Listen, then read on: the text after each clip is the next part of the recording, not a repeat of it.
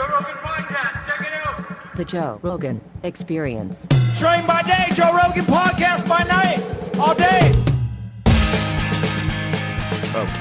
Hello, James. Hello. Good to see you, my man. Thank you so much for having me on. Oh, my pleasure. The moment I saw that documentary, I was like, wow.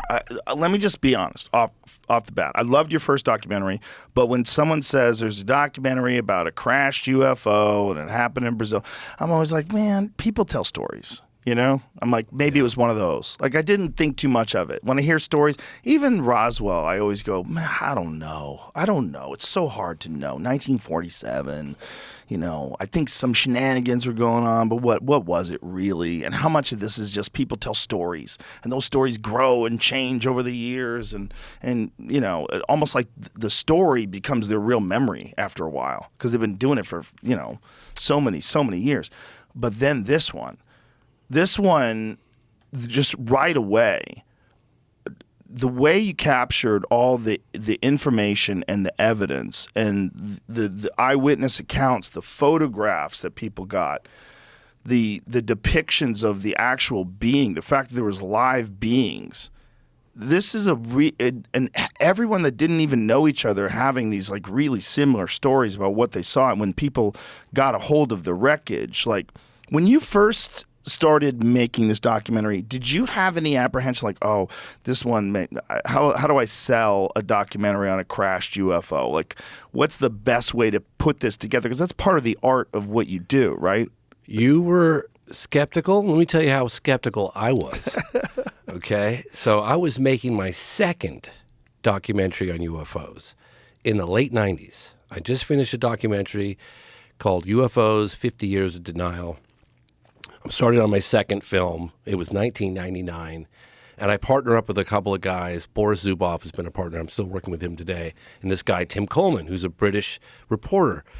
And we like mapping out the film concept, like, hey, we should cover this case, and we should do that. And he's like, hey, mate, we got to do this amazing UFO crash in Brazil with these aliens. We're walking around the town. And I looked at the guy, and I thought, I think I picked the wrong partner. This guy's fucking batshit crazy. And literally, I dismissed it on the spot, and I refused to even read one word about it. I said, there's no way in hell that happened, and the whole world doesn't know about it. Right. So I have to remind your audience, I was making my second documentary. On UFOs. On UFOs, and I dismissed it. Like this. Like, how fast can you say howdy doody? It just always seems like if someone's telling you about something like that, like you would have heard about it. Absolutely. I can't tell you, Joe, how quickly I dismissed it. And I didn't look into it till 2011. Okay, so here's what happened. I get invited by this guy, A.J. Javard, to a place called Peruíbe in Brazil. And I'm speaking at a conference about a film I did called I Know What I Saw.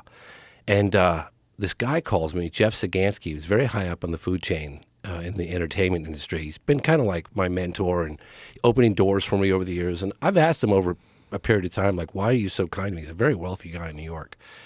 And he goes, you know, Jackie Gleason told me one time that these things were real. Don't listen to anybody else. I know for a fact. And so when I saw you as an independent, struggling young filmmaker, I always wanted to lend a helping hand. And by the way, you're going to Brazil, you got to look into that Varginha case. And I thought, oh, God, not this again, right? Swear to God. So I was like, well, I had a lot of respect for Jeff Sagansky. I mean, you can look him up. The guy's very famous. I mean, he's big time. And I said, oh, yeah, sure, Jeff, I'll look into that for you while I'm in Brazil. And just to be nice, right? But in the back of my mind, I was like, I'm not wasting 1 second on that stupid case. Like, seriously, I'm telling you, honest to God truth. And it was 2011. So I go to Brazil with no intention of looking into it. Zero, okay? I wasn't even going to ask one question. And it just so happens that nuclear physicist and UFO researcher Stanton Friedman, rest in peace, and he is there at the conference. And somehow the case gets brought up. It wasn't about that case, but it gets brought up. And he's like, oh, yeah, I was in Brazil when that went down. And he's one of the smarter guys. Stanton Friedman, yeah, he is not an idiot. I mean, he's one of the reasons why him and Don Schmidt and Kevin Randall are one of the reasons why we're even talking about Roswell. And he's like, oh, yeah, I was here when that happened. I met some of the witnesses.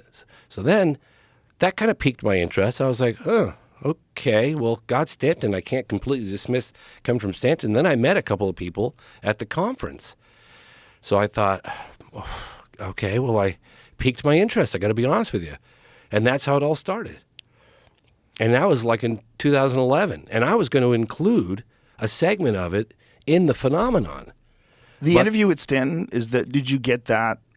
I got that in 2013 in Brazil. Because he died when? He died like a couple years ago. He died in the airport. You know, he told me, he's like, James, I'm retiring. I can't do this anymore. I live in Canada in this remote spot. There are no direct flights, and I'm always running in the airports trying to get my connecting flight, and I can't do it anymore. And then he retired for like a year or so, and then he had to get back at it, and he died in the airport running for a connecting flight. Oh, he had a heart attack? He had a heart attack. Oh, yes. no. It's exactly what he predicted. God damn it. I know, right? And I just like... He was a fascinating guy because he was an outspoken critic of Lazar, and I always wanted to get the two of them together. I was like, I wanted to see, because one of the things that the critics of Lazar always bring up is his education at MIT. I can explain that to you off air in the way that he explained it to me, and it might make sense. But I think that it's hard to dismiss that he worked at that lab. Los Alamos Labs had him on their list of people that worked there. Like he was on the whatever that thing is that they have with all the list of employees. He was in it. Like he worked there. He knew all the people that worked there. He knew how it was set up. When they took him there, he knew the security guys. He knew the machines that they used they had some sort of a scanner that measured the length of your digits exactly. So you put your hand on this thing, and he talked about it, and everybody's like, what? That doesn't even exist. And then years later, people got photographs of this thing. George Knapp said he went through that Los Alamos laboratory just right through.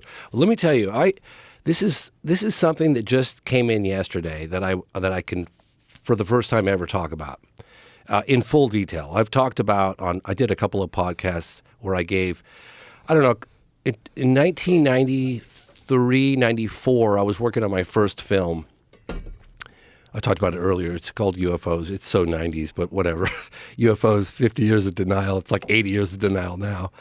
And I was interviewing this guy out at Area 50. He was lived on the outskirts of the base in a place called near the Little Alien in Rachel, Nevada. And this guy's name is Chuck Clark, and he had found all these, and the relevance of what I'm telling you will come to light in a second here. He'd found all these vantage points on the mountaintops that he could spy on the base down below with high-powered telescopes with cameras. And he was taking photographs of different exotic airplanes coming out of the hangars and stuff like that. He wrote a book called UFO Area 51 Handbook and Guide or something. He was an amateur astronomer. And he had a couple of really cool sightings out at Area 51 that were really, he saw these, it's in my movie, he saw these lights doing things that they shouldn't be doing, right? Like traversing and then stopping and then taking off really fast. So anyway, I'm covering his story because I was intrigued. I mean, in the early 90s, the Bob Lazar thing was everywhere. I was making a doc on UFOs, so I was kind of looking into it. Yeah. I wouldn't just categorically believe it, but I'll look into it. So I was looking into it.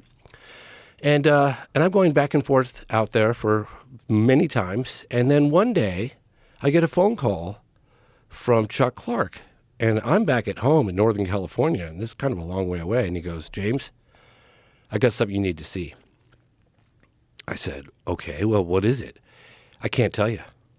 But your jaw's going to hit the floor when you see it. I was like, that good? He goes, oh, yeah, that good. I said, I'm canceling all my plans, jumped in my car, and I drove straight through to Rachel, Nevada. I get to his house.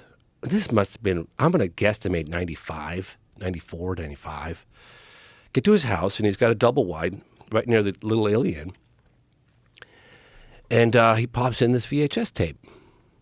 I was like, and it was two guys on the quintessential road trip just to Area 50, the surrounding areas, Rachel and the extraterrestrial lonely highway, and they're goofing off the alien, taking videos of each other, just the typical road trip out to Area 51, right? Blair Witch Project. Totally. And then they're goofing off next to the photographs of the alien and the crashed disc, and then they're inside the Little Alien, and I'm like, okay, where's this going? Then all of a sudden, and I saw this with my own eyes, all of a sudden, the car's parked, and it's parked out by the black mailbox in the desert, and it's dusk. And the camera is on the armrest between the two seats, and it's slightly cocked, like it's not level.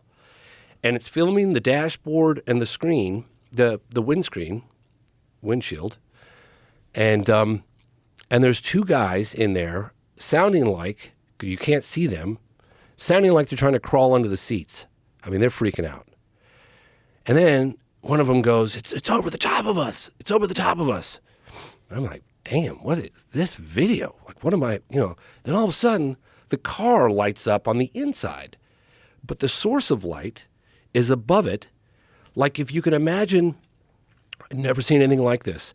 If you could put a pendulum with a light source above a vehicle, like above the car, like this, but very slow and fluid motion, like rocking back and forth, the shadows and the lights on the inside of the car are doing this really eerily. You've never seen anything like it. I'm looking like, my God, what is going on? And they're very scared. And one kid, who's the younger of the two, is like, I'm getting out. I'm getting out of the car. Stay in the car. It's over the top. Stay in the fucking car.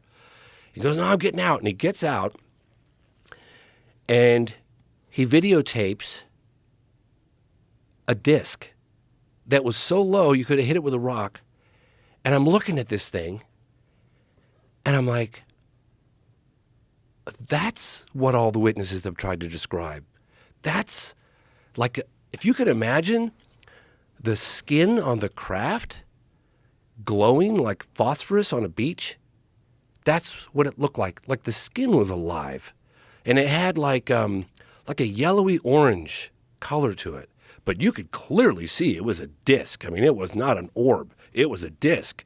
But the metal lit up like it was alive. I'd never seen anything like it. And it just wobbled like it was unstable, like doing this. And the camera guy goes, oh my God. And then something about the batteries, and then boom, it shuts off. I looked over at Chuck Clark. I said, this is the video everyone's been waiting for.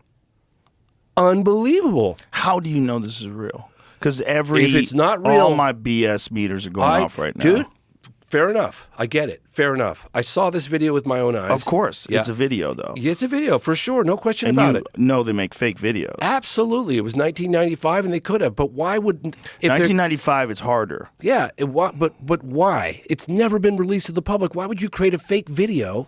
What year did you see it? I saw it like 95. And so it's out there somewhere. No, it's not. It's in Chuck Clark's got a copy of it. The story continues. No, but I mean, someone has it. Oh, yeah. Oh, absolutely. I mean, in fact, if those two boys that shot it are out there, please come forward. Like, please. How come no one's acquired this? So I said to Chuck, oh, my God, this is great. I can use this in my movie. Right? Great. He goes, oh, no, they're terrified. I said, well, look, just put me in touch with the guys. You don't have to, give... But wait a minute. They're terrified, but they give it to a guy who lives in a trailer? I'm just telling you. Do you know what I'm saying, though? Absolutely. Hey, I'm really terrified. I don't want this getting out, but I'm going to give it to you. I get it. Guy who lives in a trailer. I get it. What does this guy do for a living? He was a former military guy, and he's retired. But just a retired military guy for a out in minute a trailer. Here. This guy's a Fed. So that he doesn't even live there. But no, he probably put on some fucking overalls so the story to hang gets out better. with you. The story Is gets his better. name Ray Epps? I know, Joe. Believe me, I get it. But the story gets better. Okay, so sit tight. Okay. Because I went on a couple of podcasts and I said, screw it. I don't care anymore. I saw this video. I'm going to start talking about it. Chuck Clark said, if you ask me again after 10 years or 12 years, I'm never talking to you again. So I was like, I of course asked him again. I said, I'll give you $30,000 for the video. And he's not talking to me. So I went on a Concrete podcast, and I went on this guy, Julian Dorian's podcast, and I went on a bunch of other podcasts, and I gave the whole story. Let's let somebody else pick up the ball and run with it. I'm just telling you what I saw, okay? I get contacted a couple of years ago by a guy who goes, I saw that video too. Then another guy contacts me and he goes, I'm a private investigator and I find people. I said, well, his name's Chuck Clark. Go to it. So he finds him. Right at that time, I'm going on the Impulsive podcast with Logan Paul. And I tell Logan Paul the story, and he has exactly the same response you have. And I don't blame you, okay? I'm not here to convince anybody of anything. I'm just telling you what I saw. It was very impressive what I saw. Very impressive. If it was a fake, my God, that was well done. He should be making movies with Spielberg. So anyway. What is this gentleman's name who has this again? Chuck Clark. Chuck, what are you doing, Chuck? Well, let me finish. So Logan Paul, he's like, I want to go to this guy's house. I said, hey, I got the guy. He's got the information. Logan's like, this is all behind the scenes. So Logan Paul takes, I put him in touch with this guy, and this guy lives in the middle of nowhere. I mean, it was like Logan Paul takes a Mercedes with a bunch of guys and $100,000 in cash, a big brick. And he goes out to this guy's house in the middle of the desert. And Logan calls me in the middle of nowhere. And he's like, you sure your contact's legit, dude? My phone doesn't work. I'm in the middle of nowhere. I got $100K cash in my pocket, and I can't find this guy. I said, no, I'm sure he's good, you know? And so Logan goes in there and meets Chuck Clark. And Chuck Clark's like, yeah, I got the tape right here. And so he says, I'll give you $100,000 for it. And the guy says, no way. And so Logan Paul, going to reveal this for the first time, Logan Paul has got a button camera on his dress, on his clothes. So Logan Paul's like, all right, well, this guy doesn't want to, he's going to die with it. So let's get this thing on camera. So Logan's like, well, let me see it at least. So Logan looks at it with this thing and, oh, could you show it to me again? Gets another angle, and then he leaves. So Logan's like, I don't know if I want to go public. I mean, I don't really own the video. I don't know. It seems like a bit of a gray zone.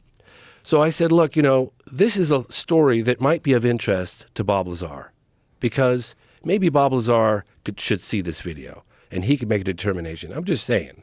Or maybe George Knapp or Jeremy Corbell might be interested. This is not my domain.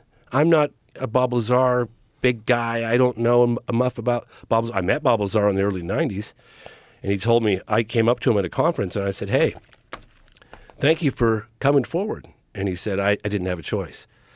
That was my only, I don't know anything about the case. I know you know way more than I do about the case, but I'm just saying, I'm just putting this out there. How do I know more about the case than you? Well, you literally make documentaries on UFOs. I do, but I mean, you got one person's account, and it's fascinating. And I believe that Lazar believes what he's saying. But I've talked to George Knapp about this, and George said the same thing. I said, maybe, just maybe. And I'm not out here attacking Lazar or nobody else. I'm just saying maybe he was used as a disinformation plant that seeds some real information and some bogus information, just to kind of test the waters and the reaction of the public. I don't know. Most certainly that's possible. Yeah, I really... Most certainly that's possible. It's not my domain. It's also, I would imagine, if you're going to give people access to classified information like that, you'd be very careful, and you would probably add in some stuff that's not true. Yes. So it doesn't matter whether or not, as long as they have a bunch of stuff that's absolutely provable nonsense. Yes. On top of the stuff that's probably real, then they get discredited. Yes. Which, look, there's a lot of weird stuff about the Bob Lazar story. A lot of weird stuff about it. And the one that sticks in my mind, and I know this probably shouldn't because it's possible to do, is that it's been consistent. His story's been absolutely consistent since the late 1980s. Now, that's possible to develop a narrative, and if you're disciplined, and he's obviously very intelligent, you could just craft the longest con the world has ever known and make no money from it and turn your life upside down and have the feds search your property, which they did. Doesn't make a lot of sense. It doesn't make a lot of sense. If they thought that he really was in possession of element 115 and that there really is a stable version of this element that we discovered in a particle collider, or we accurately, they predicted it and then proved it to be real in a particle collider. But that wasn't until the 2000s. When was it when they, I want to say, was it 2011 when they officially discovered particle 115? Or element 115. But this element, he said, was stable wherever these beings are from, and they use it to propel their craft through a means of bypassing normal propulsion systems with some insanely sophisticated method where they can pick points in space and they essentially just instantaneously traverse these points in space. I brought a photograph with me. Of course, I left it in the other room, but I'll bring it out at some point. And it was a guy named James Kibble. He's Australian. And it's about it's April 1966. And the reason why I'm bringing this up is because I did a segment on a landing case that happened at Westall in 1966, which is a suburb, Westall Primary School, which is a suburb of Melbourne. Shane Ryan did a film on it. I just covered a section of it in The Phenomenon. And during my time in Australia, I'd heard about this guy, James Kibble, that shot a Polaroid of a disc a couple of kilometers away 2 days prior to the landing at the school. A lot of times when you have sightings, mass sightings like that, they're in and around the area for several days. So it's very likely that those two are connected. My point is this. According to James Kibble, and he's in the film, he said the disc was kind of coming down like this over his garden, and he had his Polaroid camera he was going to take pictures of. Were you doing the same wobbling kind of motion with your hand? I'm just telling you what he told me, yeah. Okay. He said it was kind of wobbling down like a leaf, kind of. And then he was like, holy shit. And he grabbed his Polaroid camera, and he said he did it so quickly, he smashed it in his face, and he split his nose open, but he snapped one shot. And he said what it did is it went like this. Which Turned I had, sideways. The photograph that I have shows it sideways. And I'll show it to you. I scanned it from the original Polaroid. And then it shot off at an unbelievable rate of speed, according to him. Exactly how Lazar describes how these things work. That's exactly my point. And when I interviewed all the children, now adults, that watched this thing land at this Westall Primary School in 1966, they said the same thing. It was sitting on the ground. They got up to, I think, around 10 feet away from it, which is pretty remarkable. When you talk to witnesses, especially that many witnesses, I mean, there were roughly 300 kids. I didn't meet all 300 of them in the playground when this happened, and including the science teacher, this guy Greenwood, which I got him on camera for the first time in history in The Phenomenon. And they said it got off the ground, and then it went like this. It turned like this. Turned sideways again. And then it shot off at a high rate. It's in the movie. You can hear all the testimony. It's the same thing. Yes. And I got a photograph of it like this. I'll and show no it to you. sound. And no sound. A slight humming or buzzing sound. This is 1966. So, and I'm going to get to this later, but we can go back to moment of contact. But I'm going to make the argument that some, and I cannot emphasize how many times we need to underline the word some, UFOs, UAP, originate from a non-human intelligence. And I'll start off in 45, and I'll take us up to modern day. Okay. Just a handful of cases that I have personally investigated. I have personally met the witnesses, gone to their houses, dating back to 45, 47, 52, 57, 55, 60s, 64, like all these cases, okay? So basically what I'm going to do is we know that the vast majority of these cases can be explained in conventional terms. All this noise about Chinese balloons and weather balloons, and that's all noise. It's obfuscation and noise. Yeah, we know that all that stuff exists.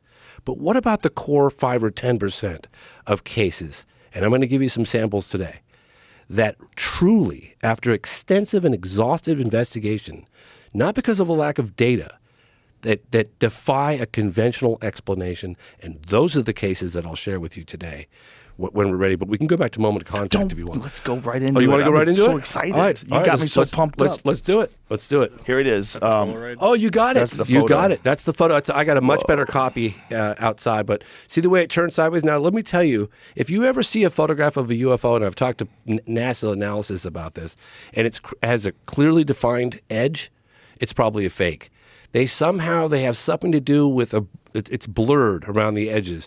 They can't get a crisp photograph of a photograph. They think it has something to do with the propulsion, but again, that's not me saying this. That makes sense. Yeah. If there's some sort of a field around it. I have a much better copy outside, but yeah, this gives you an example. You have a much better copy than this? I do. I scanned it from the original. It's in my bag. Go get the bag. Should I go get it? Go get the All right, bag. I'll go get it right now. Crazy?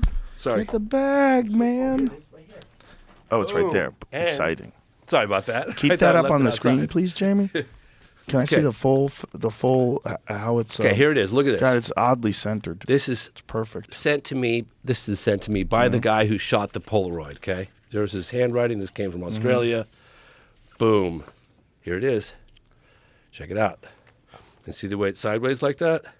Yeah. I'm gonna put on my old man glasses. Yeah, I know, right? I got mine too. And we can get into my argument that I'm going to put forth as if I'm presenting a case to a jury. See, my number one problem always with these things is that I want it to be true so bad that I worry that my rational, logical mind ignores all the possibilities of it being bullshit. Don't look at any one particular case. What you have to do... I mean, I'm looking at it like this photograph. That's pretty good. That's the same one. It's the same photo. So does that look like that, though? You got to look at it like that. Do it again. Yeah. Feels similar, bro. I mean, it's a bell. It's a school bell. Time's up, bitches. That's what they're telling. That's what they're telling us. So, time's up, humans. What you can't base this stuff on any one. Bell, James, he proved it. It's over. You can't base up. Jamie's on the case. Hey, all I could say is that you talk to the witnesses. I think if you picked it up, there's a hamburger underneath it. That's what I think. It's like a fancy restaurant hamburger. Monsieur? Here's your meal, sir. Monsieur, it is waffle thin. You know the kind where they don't put the bun together? You got to do it together yourself? The burger's just sitting there? But you can't... You look at the preponderance of eyewitness testimony from around the world, right? You don't look at any one particular case. You look at one particular case, you think, I see some cracks in that case. I get it. Find me one of them lids. One of them food lids. That's what I'm talking. That's what it is. It's 100%. We cracked the case. Yeah. It's a food lid. The burger's underneath it. Yeah. You can see the top thing. Well, Jamie, that's the propulsion system, you fool.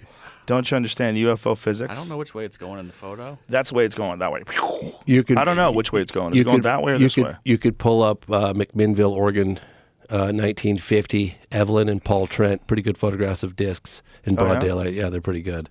What is it again? McMinnville, Oregon, 1950. Evelyn and her husband, Paul Trent, snapped, I think, 2 or 3 photographs of a disc in broad daylight. You know, I know Barney Hill's granddaughter. That's incredible. Yeah. She like fights in the UFC. Yeah, she's that's a badass. I heard about that. Angela Hill. She was on the podcast, and she told me about that after we got off the air. I'm like, what? I should have brought her right back in. Look at that. There's a better one. Hold on. It's a hubcap. Nope, it's definitely a hubcap. That one there. That's good. That's pretty good. That one over there is a hubcap. I've got that extremely high resolution. But you've got 2 eyewitnesses, never made a dime out of the story. It's been analyzed to death. Show me that hubcap one. That one's that's 1960. Yeah, it's a hubcap. No, that's a hat. That's Rex Heflin. No, look at that's Rex Heflin, Santa Ana, California, and there are several Polaroids from Rex Heflin. You can look up Rex Heflin. It's a pretty damn good case. All jokes aside, how many of these do you think are fake? Well, I'm showing you the ones that have been scrutinized to death, and no one has made any serious claims of being a hoax on the cases that I'm giving you right now. So that image right there, could you bring me that again, Jamie? That image right there, it's like, I feel like someone could fake that. Well, you got to listen to the testimony of Evelyn Trent and her husband Paul, and you got to listen to the analysis that Condon Committee did on this and Blue Book on the photograph. Yeah, man. What did they say about the photograph? Well, here's the thing. Everybody's like, okay, eyewitness testimony is not good enough. No, I'm not saying that. Yeah, I know. I think, listen, if you had a unique experience, if you were out in the desert and you're driving in Nevada and all of a sudden your engine lights went off, Close Encounters of the Third Kind style, and you got out and there was a fucking disc and it hovered over you for a second and then it took off at an insane rate of speed and you're just left there alone with this memory. Yeah. I sympathize with those people because in the vast universe that we exist in, it's entirely possible that something like that has the power to get here. It's entirely possible. Also, people are full of shit. There's a lot of people that are full of shit. No question. And that's part of my problem. Yeah. My problem is not that I don't believe. My problem is I don't believe people that much. And I do believe some people. And there's some sincere people. And that's one of my problems with Bob Lazar. I believe Bob Lazar. When I talk to that guy, I like what you say. I believe he believes what he's saying. And there's something to that. But I also think, God, if you wanted to get someone that you could easily discredit, if you had a propulsion system that was baffling you, and you had some wizard who likes to make hydrogen-powered Corvettes, and he put a rocket engine in the back of a Honda. Did you ever see that? I did. He's a psycho. Like, so he's a guy who understands propulsion systems. He's clearly brilliant. You listen to the guy talk. He's off the charts intelligent. Yeah. And you would say, hey, let's bring the fucking psycho over here. Let's have that guy go down there. I mean, this guy's out there in the fucking desert shooting AK-47s and shit. He's a wild man, right? So you bring that guy and you tell him, hey, tell us what this is. Go to work. And he's walking around there and he's like, what the fuck is this? Like, that's the kind of guy if you're at the end of your rope. Yeah. Especially if you're a brilliant person. If you're a brilliant person and you happen to be a general or happen to be someone who's in charge over there, and you are thinking, like, we got to look outside the box. Like, we got to do something. We got to bring in other perspectives. And you got to bring in someone that's not going to be able to communicate with other scientists. This is part of the problem. You can't share data. They can't peer review with other scientists all over the world because it's top secret shit. So everything has to stay within this small group, very small group of people, and none of them are cracking it. All of them they bring in, they're fucking stunned and baffled. So you keep funneling new people in. They do experiments. Something blows up. Some people die. And you're like, okay, let's try some more. What else you got? Well, we got this guy at Los Alamos Lab. He puts fucking rocket engines in the back of Hondas, and he's a propulsions expert. He's kind of nuts, but maybe bring him in.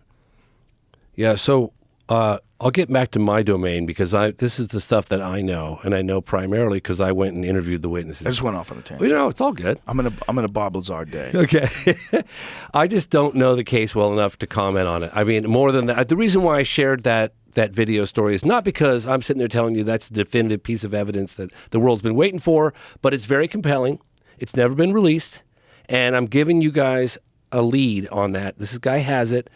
Logan Paul. So Logan Paul, just put it out on your podcast. He might do that. So yeah, anyway, I mean, if the guy sues you, the money that you'd make from having that and releasing it would probably be way worth it. And I hope if the two guys that shot it, one was 19, the other guy was close to 30. So if those guys are still alive. They lived in Los Angeles, and they're definitely still alive. Yeah, they should be. So if those guys are still alive, let's put together a documentary.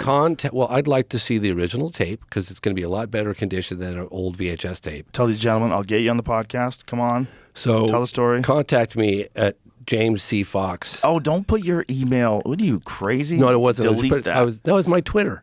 Oh. Okay. Yeah, just at my Twitter. I my thought you Twitter were handle. give your No, email hell no. out. No. Good Lord, sir. No, I made a mistake in doing that one time on Larry King Live. Oh, no. How many dick pics did you get? Any? I was so inundated. I could not believe. I was like, what was I thinking? Yeah, there's probably like millions of people watching that show. Oh, my Lord. It was crazy. And anyway. the people when it comes to UFOs, people are very passionate. Absolutely. So let me get back to my argument because from 1945 forward. Yeah, let's go from 1945. Am I correct? And this is one of the things that I've always heard is that after the bombs were dropped, yes, that's when the UFO started showing up. Well, that's when the activity certainly heightened, and So, is there any indication that they were directly connected, other than the fact that they just show up? Was there ever any? So. I'll tell you testimony. I'll tell you how it organically came upon my attention. I was working with this guy Lance Mungia. He was one of the editors that was working on the phenomenon with me, and we were doing this archive from this guy named David Marler's got this incredible archive of UFO material dating right back to the 40s, all the way to modern day. Newspaper headlines, audio recordings, statements, broadcast. Unbelievable. The biggest archive you could spend the rest of your life in there. So he gave me a bunch of stuff that was archive interviews of primarily people at White Sands, Holloman Air Force Base, different areas in Texas. And I was just putting it in. It's kind of like a little montage in the piece of just giving the illustration that these things are going on kind of all over. And my buddy goes, hey, man, let's put a map on the wall and put pins in the map for all these different locations. So I was like, oh, okay, sure, let's do that. So we put a map on the wall in the edit room when we were doing the phenomenon. And we were putting pins in, and we looked at each other after like a day or two. We were like, look at proximity to Trinity Site. Wow. Even Socorro, White Sands, this place in Texas. Like, that's kind of unusual. We're kind of scratching our heads. Do you think there's a correlation? So anyway, we didn't really take it much further than that, but we definitely took notice. And then I met with Senator Harry Reid. Thank you, George Knapp, for helping make that happen. Former Senate Majority Leader Harry Reid, who started the ATIP program. And during the interview, I didn't think about asking him this, but at the end, and he had like, I'll have 47 minutes with you, and then I got to go. And he's got all the security guards and big guys with earpieces looking at me. And I said, well, sir, would you mind if we could do a quick walk and talk? He goes, yeah, I'll give you 45 seconds. So I figured, well, while I'm walking with Senator Reid, I'm going to ask him what was one of the more astonishing aspects of the phenomenon that they uncovered during this Pentagon UFO program. And right away, without hesitation, he goes, the fact that there are incursions over our nuclear missile facilities, nuclear armed facilities, that is of grave concern. That was a shocking aspect of the phenomenon. And I thought back to that map that we'd done in the edit room. So I was like, I got to go back to the drawing board. So I spent a year. I contacted this guy named Robert Hastings, who's the guy who wrote the book on the connection between UFOs and nukes. What is the book? His name is Robert Hastings, UFOs and Nukes, I think. But in any case, I contacted him, and he's like, oh, I'm not doing too well. I got this heart condition. I tell you what, you can have all my archives, all the videos that I shot. So I went through all of it, and I put together just like a 5 or 10 minute segment in the phenomenon, that connection. And you got all these like missile control launch officers and people at Malmstrom Air Force Base, Minot Air Force Base, talking about these incredible incursions. And keep in mind, you're talking about people that we entrusted with the securement and deployment of nuclear weapons, okay? So if these guys are lying, that's a problem. And if these guys are hallucinating when they've got nuclear weapons at their disposal, that's terrifying. And it's happening all over. I mean, I've got at least 15 or 20 of these guys testifying. And Robert Hastings got a bunch more. My point is, there does seem to be a connection. I interviewed this guy, Robert Salas. Robert Salas was Lieutenant Robert Salas, Launch Control Officer, United States Air Force, has this incredible encounter in Malmstrom, or his people do, and UFO sighted, a disc, and then his nuke starts shutting down. He said to me, I'll never forget this, and this is like 2002, this is part of Out of the Blue. He goes, well, James, very calm. You could see why he was a launch control officer, very measured. Everything that came out of his mouth was calm and measured. He goes, well, James, the way I see it, it's kind of like taking matches out of the hands of a baby. Whoa. Yeah, whoa, right? Well, that makes sense. So there's a preponderance of testimony from these guys, and they're testifying right now to AARO, Sean Kirkpatrick. But we can get back to... What does AARO stand for? Look it up. It's an acronym. It's the new UAP task force. There was OSAP, then it went to ATIP, then it went to UAP task force, then it went to... Why do they keep changing the name? I know they keep changing the name. Like maybe it's like a rebranding or something. DNS, All Domain Anomaly Resolution Office. Did you see the photo that I posted on Instagram of the story of the guy from Space Force? Yeah. It says we may be facing threats outside this world. Yeah, what the fuck does that mean? I just don't even want to spend any time. Space Force boss acknowledges the U.S. will begin facing threats outside of Earth. What the hell are you saying? What are you saying, man? What does that mean? Can I read a statement that... Can I ask you one question? Absolutely. Because we're still on the subject of the nuclear bases. This is relevant to this. How many of them were there? How many different sightings were at these missile bases and in areas where they're testing nukes? There are a lot of cases. I think cases in just about all the installations in the United States. I mean, Robert Hastings can... Every installation in the United States has cases? I can't say that definitively. But a lot of them do. A lot of them. I put 15, 20, 25. Let me give you another example. Joint Base, Rendlesham Forest, December 1980. It's a joint British-U.S. base. It's called the Rendlesham Forest Incident. There was a landing, December 1980.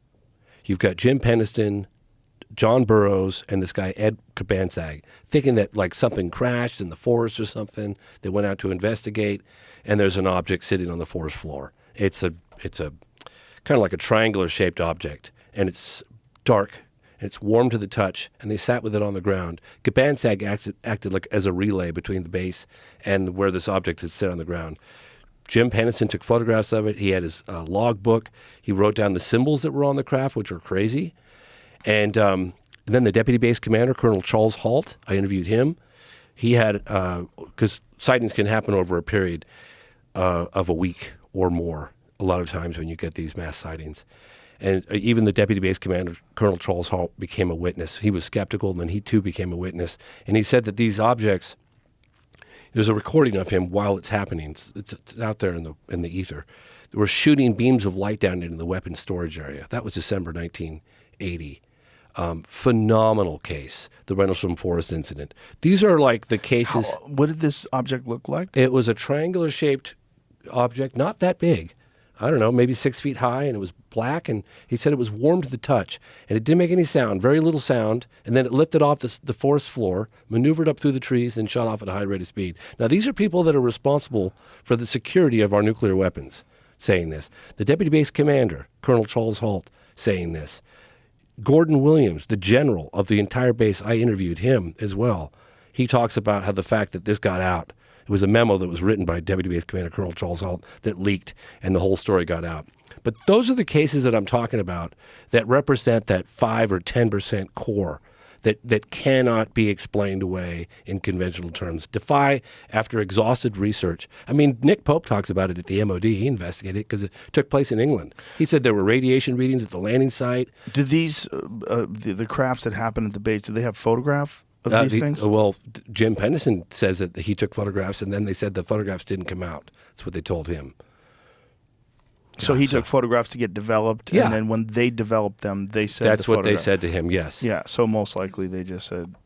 So then one of the things that Colonel Charles Halt said, that the deputy base commander, is that a plane came in, and there was some unknown government U.S. agency. I know you guys are probably thinking I'm crazy now, but don't take it from me. I'm just telling you what they told me. Okay. Okay.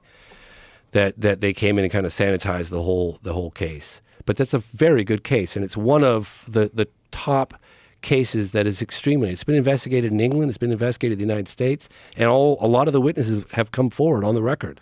So it's quite possible that somewhere in some archive this photo exists, or some photos exist. Okay. But here's the question: if the government keeps coming out and telling us that we may begin to face threats from outside of this world, if they're telling us that like when they're discussing these things, that they behave in a way that we can't describe and no propulsion systems that we know of. If they're telling us all this, why wouldn't they release all that other stuff too? Why wouldn't they release those photographs? What's in it for them? Well, what's in it for them to tell us about it in the first place? Well, they're not. But what's in it for them to even admit? Just the way they're addressing it now. People think that there was a sudden epiphany with the U.S. government that they wanted to be more transparent, and they wanted the general public to know more about this phenomenon. Right. That is not what happened. What happened is a couple of insiders in December of 2017 walked some evidence out of ATIP, found a loophole, and put it on the front page of the New York Times. Now so it was leakers who Hell did that. yeah, it was leakers Really? that did that. Yes, it was Interesting. Christopher Mellon. Okay. I actually got a phone call when the film was coming out, and I got a phone call from Leslie Kane, and she goes, Christopher Mellon told you that he was the one that walked the footage out of the Pentagon? I said, yeah, it's on camera. Well, Christopher Mellon... She goes, I can't believe that. He didn't even want that in the New York Times. Like, how, I said, I don't know. He just said it, and that's what happened. It wasn't like suddenly the government had this epiphany. So now they can't put the genie back in the bottle. Now you got the David Fravors, right? David Fravors' encounter is phenomenal. Yeah. Oh, come on. Yeah. I mean, it's got photographic evidence. That tic-tac. I was investigating a landing case in Socorro, New Mexico. It was April 24th, 1964.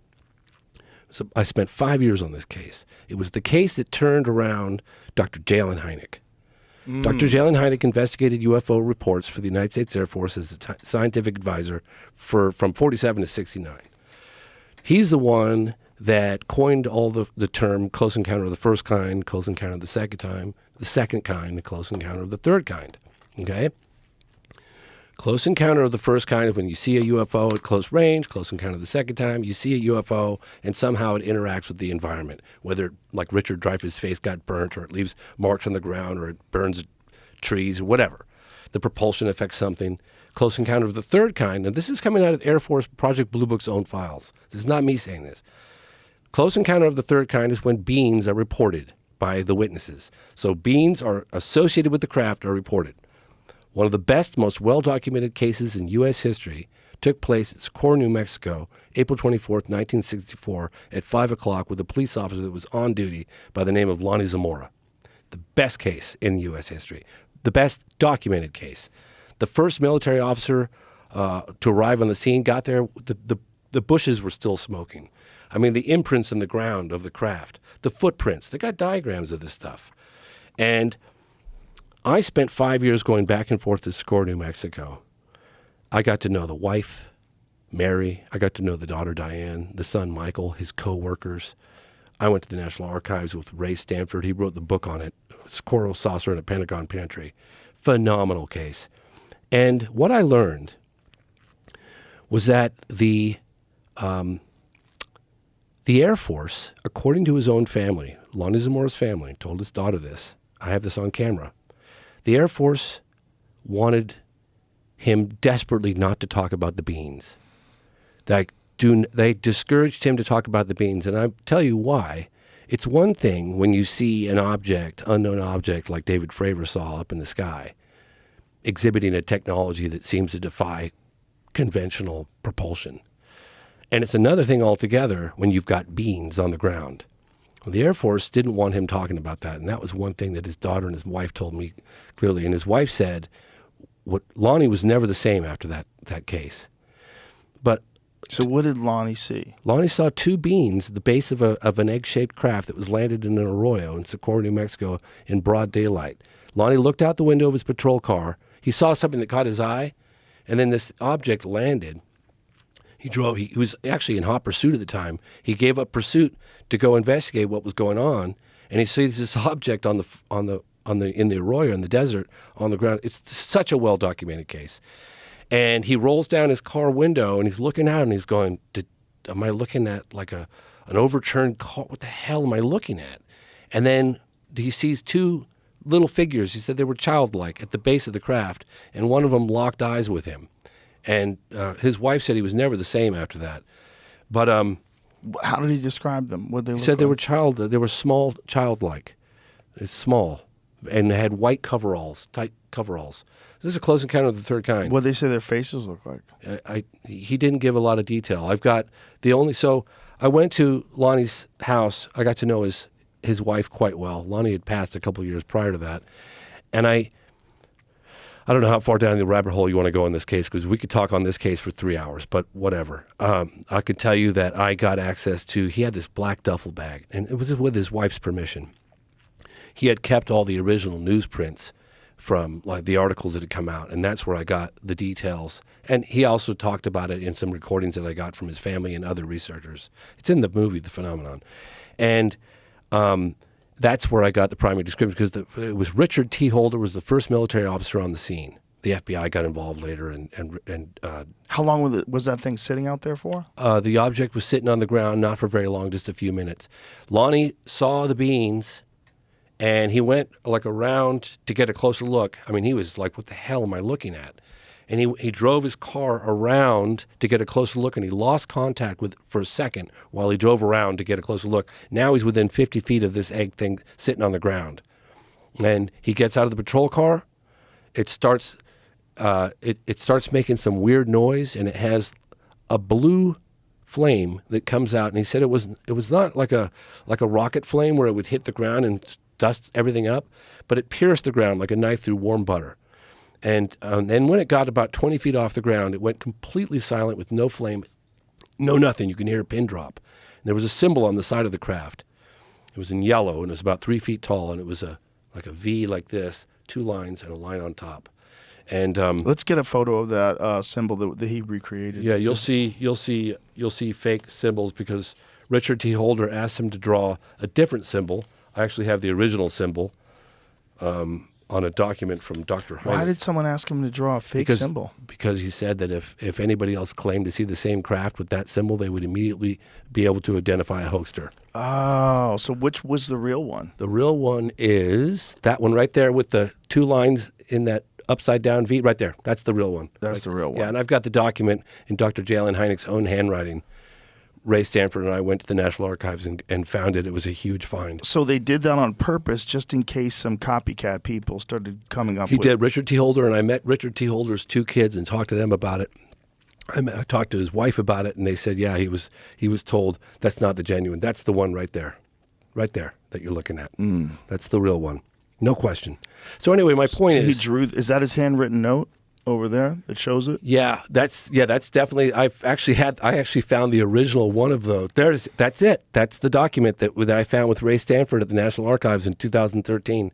This is in Dr. Hynek's own handwriting. Enclosed suggests any resemblance to and he draws the symbol of Socorro. Maybe yeah. I mean, it was So kind of a this- genius move, quite honestly. So this was the case that turned J. Allen Hynek? So yeah, so what happened was Jacques Vallée was it right? So that's what it looked like? Similar? So similar to a Tic Tac. Yeah, that's what it looked like. But when it got to about 20 feet off the ground, it went completely silent. No blue flame, nothing.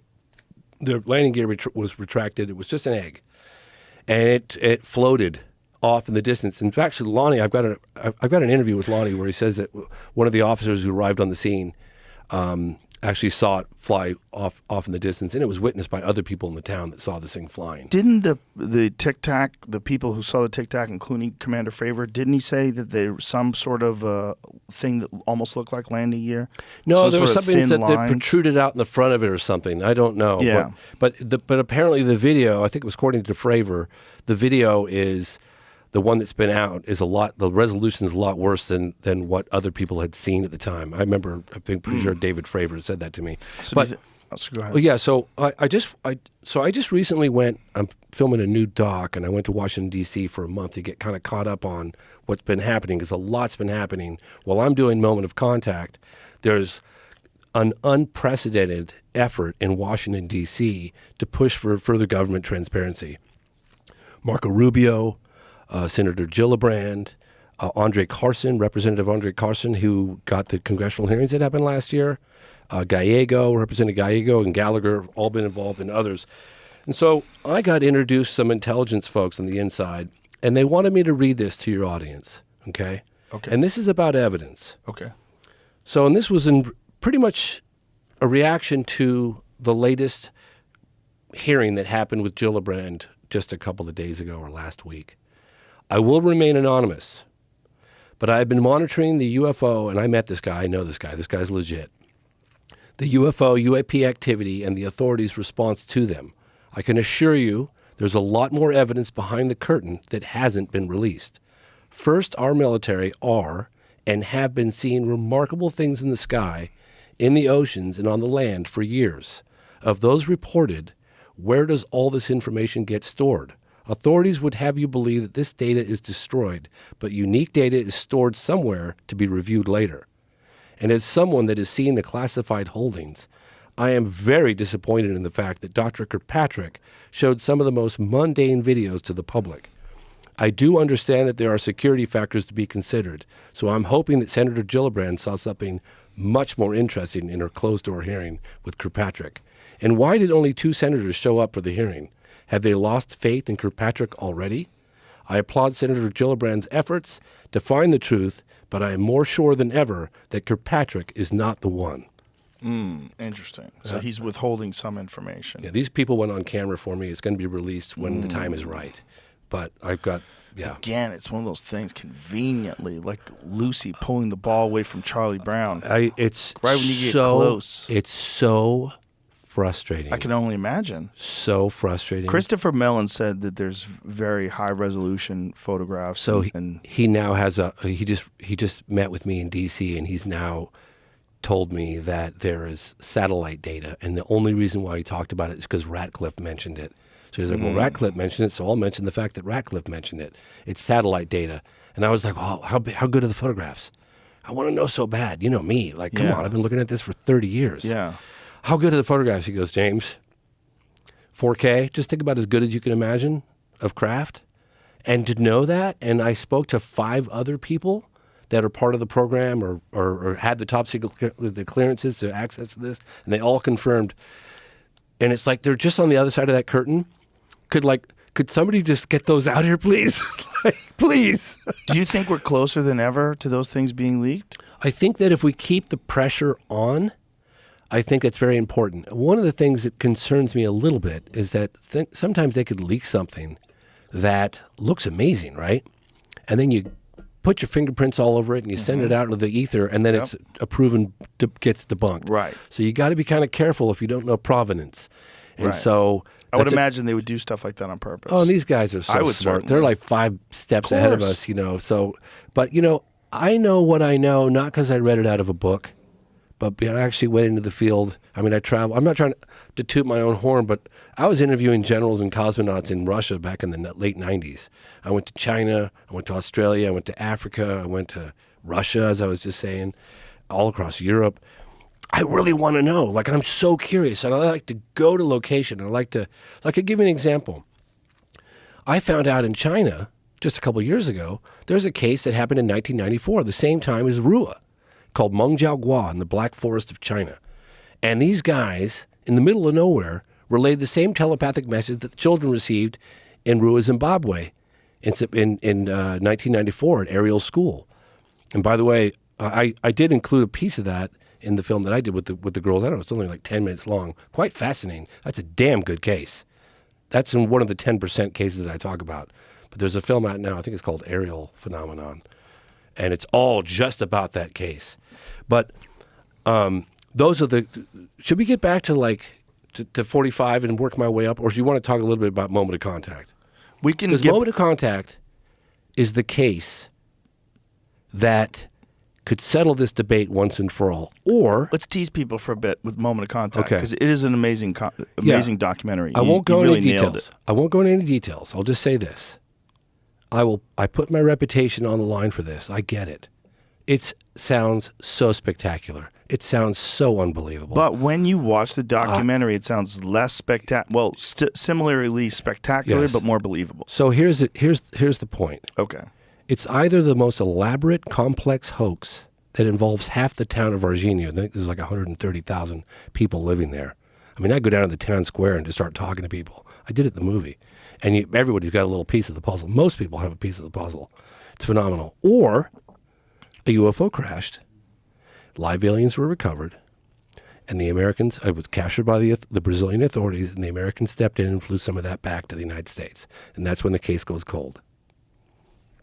There's no in between. That's definitely the sexiest version. There's no Right? there's no in between. But Speaking of sexiest versions, this is I was looking up the thing in '94 in China and Oh, yeah. stumbled across this. oh, good, yeah, that's what I was saying. The most bizarre contact in China occurred in June 7, 1994, when, how do you say his name? Mengjiaogua. Mengjiaogua of Phoenix Mountain, how do you say that? Fujian province met a female alien. First, there was electricity between them. Then things got amorous. According to Meng, the female alien looked like a white monster. She was very tall, about 2.5 meters, and wore tight clothes with only her big eyes and private parts exposed. She did something to him that felt like an electric shock, and he passed out. When he came round, he found several scars on his body. According to Wu, she planted something mung bean sized into his body.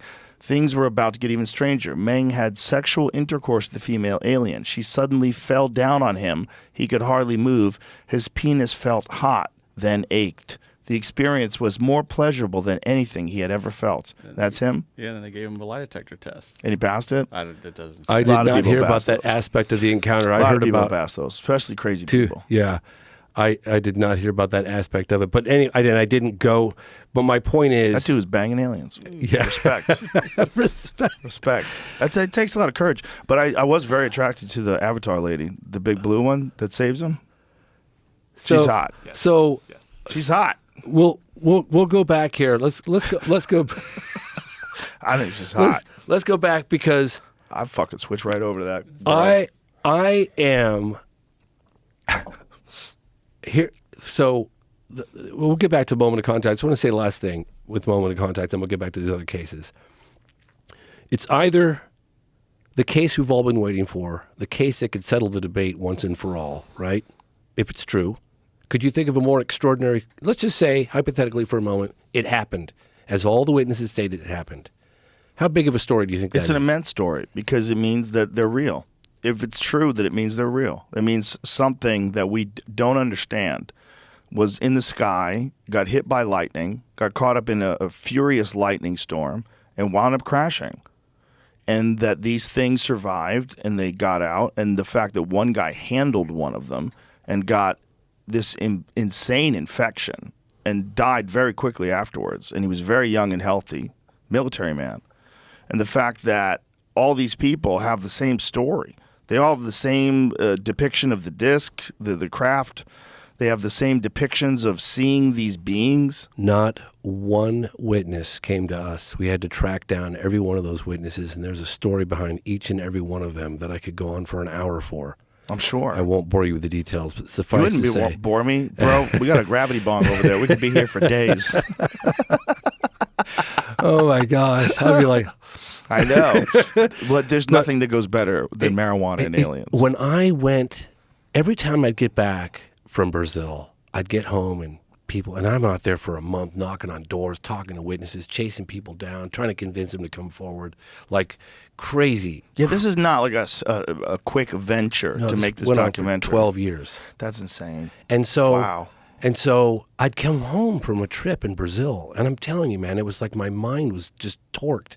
I'm in another alternate reality. I'm thinking, oh my God, I'm coming to the realization that this fucking happened. When right? that man takes you to the spot and Yeah. he gets overwhelmed with Yeah. emotion. He was gone for 25 years. Marco Leal, thank you, Marco, and co. I said to unless Marco, that guy- we don't have a story. We got to find Carlos de Souza. Yeah, unless that guy is a Daniel Day-Lewis quality actor. We don't need Brad Pitt anymore, nor Leonardo DiCaprio. This guy, That guy, if he's full of shit, best actor. he's one of the best actors ever, because that moment when he gets to that spot and he's overwhelmed with emotion, he starts tearing up and, Oh, yeah. and he's freaking out. Like, just imagine if 25 years ago you experienced something that literally destroyed your understanding of life itself in the universe. That there's a thing out there that can visit us that's different than us, and it's probably been here forever. My DP, David West, has been shooting for over 40 years, and he's like, I've never seen anything like that. That's about as legit as I've ever seen. The It guy was so believable. crying, and I mean, not only that, but it's like the guy disappeared. He's never made a dime off this. He gave one statement 26 years ago to a guy named Claudio Covo. Claudio Covo was an engineer, and he was a researcher, UFO researcher in Brazil. Thank you. May you rest in peace, Claudio Covo. And there was a guy named Uberajara Rodriguez. He was a prominent lawyer. He's also investigated the case. We wouldn't know about this case if it hadn't been for a handful of dogged Brazilian UFO researchers. Pekka Cini deserves credit. This guy named Marco Petit, AJ Javard. How These big guys. is Virginia? Is Virginia's- 150,000? I think it's about people? 130,000. I think. So it's like Boulder, Colorado sized. Yeah, and the surrounding areas. But you know, I was going to include like I did with Rua in the phenomenon. I was going to include like 5 or 10 minutes of that case and I worked so hard for so long with so many people, and then I just deleted the whole thing out of the film. And I was like, oh God, Marco's going to kill me when he sees this. That I just didn't include any of it because I just couldn't squeeze it in, and there Right. was too much. It was just too much. Well, I'm glad you did it that way, honestly, because Moment of Contact is it's really good. There's a few of these documentaries that I go, God, I shut them off and I go, if that's real, holy shit! Imagine being those people. Imagine being these people in this small city of 150,000 people, and then something happens, and a fucking UFO crashes in a field, and people witness it, and everyone is just stuck there. Then the military shuts the town down. Can you see this? Yes. This is Brigadier Jose Carlos Pereira of the Brazilian Air Force. Okay, I met with him with Marco on 2 occasions. The second occasion was Put it in 2000. front of that camera. Might be I'm even so better, sorry. right? Would it be better? This is if we put it in front of Jose. that camera?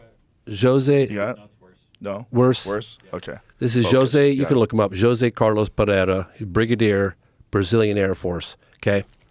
So Marco and I met with him twice. The second time was 2013. He gave us an interview. Some of it's in the film. And he said, like, I'll talk about the 1986 UFOs over Brazil. I'll talk about the Colares case that happened in the 70s. Phenomenal photographic evidence that's out there.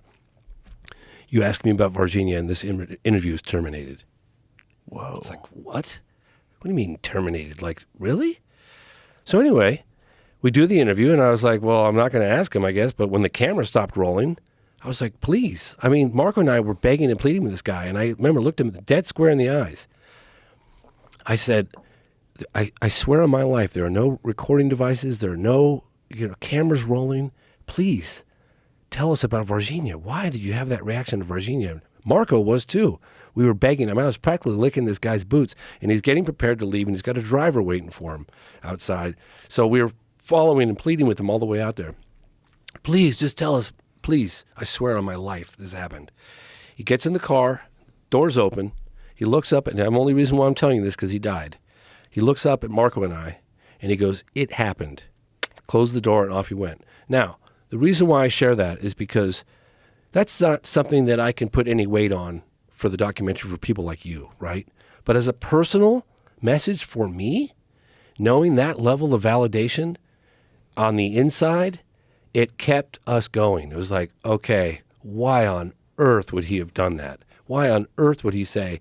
And that kept Marco and I going, and that was a personal level of validation. That is there any conventional explanation why the military shut everything down? Why they had military barricades set up around that area?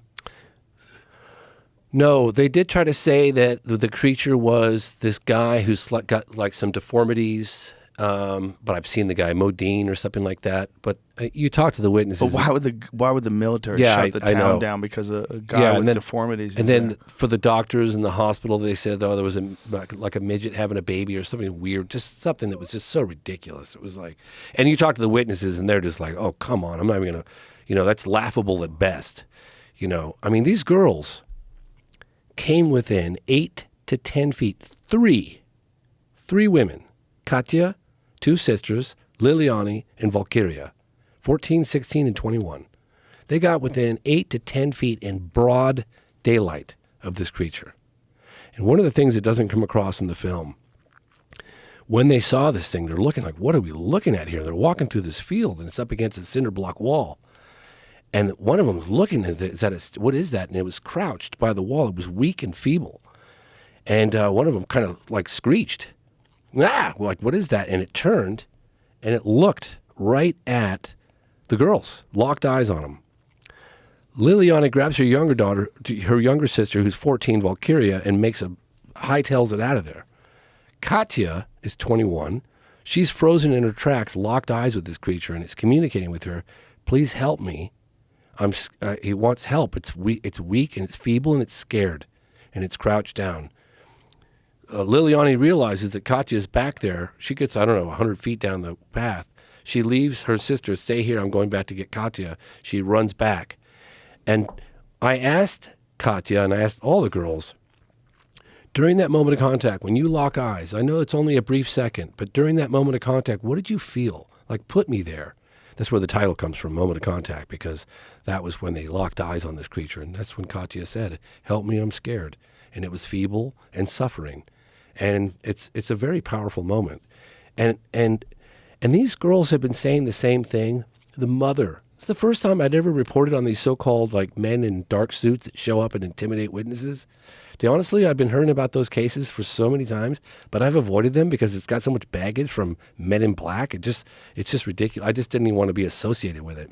But I'd heard it. I can go on until I'm blue in the face. I go until tomorrow morning with the amount of cases, with generals too. But this time, when the mother said that these men showed up and tried to get the daughters to say they were lying and offered her a briefcase full of $100 bills and they could relocate, I don't know. For some reason, I said, okay, for the first time in 25 years, I'm going to report on these guys. And I did. And it's in the movie. You can hear the mother talking about it, and she's so emotional. And the mother came back to the location where it happened, the smell, that stench, and the footprint on the ground. I mean, everybody talks about that stench, that it was so... They said, if you ever take like a skunk, multiply that by like 100,000. That would give you some indication of the level of like how putrid and nasty. It was paralyzing. And it stayed in the areas, like at the hospitals when they did the x-rays, and everybody talks about it. That stench, it's unbelievable. Like it fills your navel cavities and doesn't leave for a week. It was incredible. And they all said the same thing. And they couldn't get it out. They couldn't get it out. Yeah, they sanitized the hospital. The guy said that he had to close off that wing of the hospital while they were sanitizing it because it was so intense. So How long did it last for? I heard days and weeks is what I heard from people. And even the mother said when she went to where the creature was, she said that the stench, even there after the creature was gone, got in her nasal cavities, and she tried to flush it out with water and saline or whatever, and she just couldn't get it out of her nasal cavities.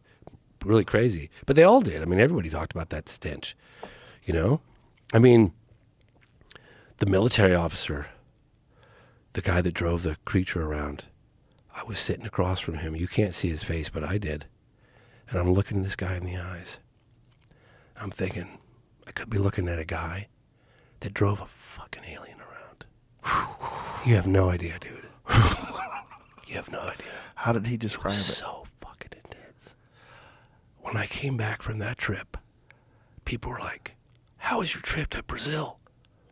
What was it like, man? They got great, smoothies and coffee, and I'm just like, you guys have no idea.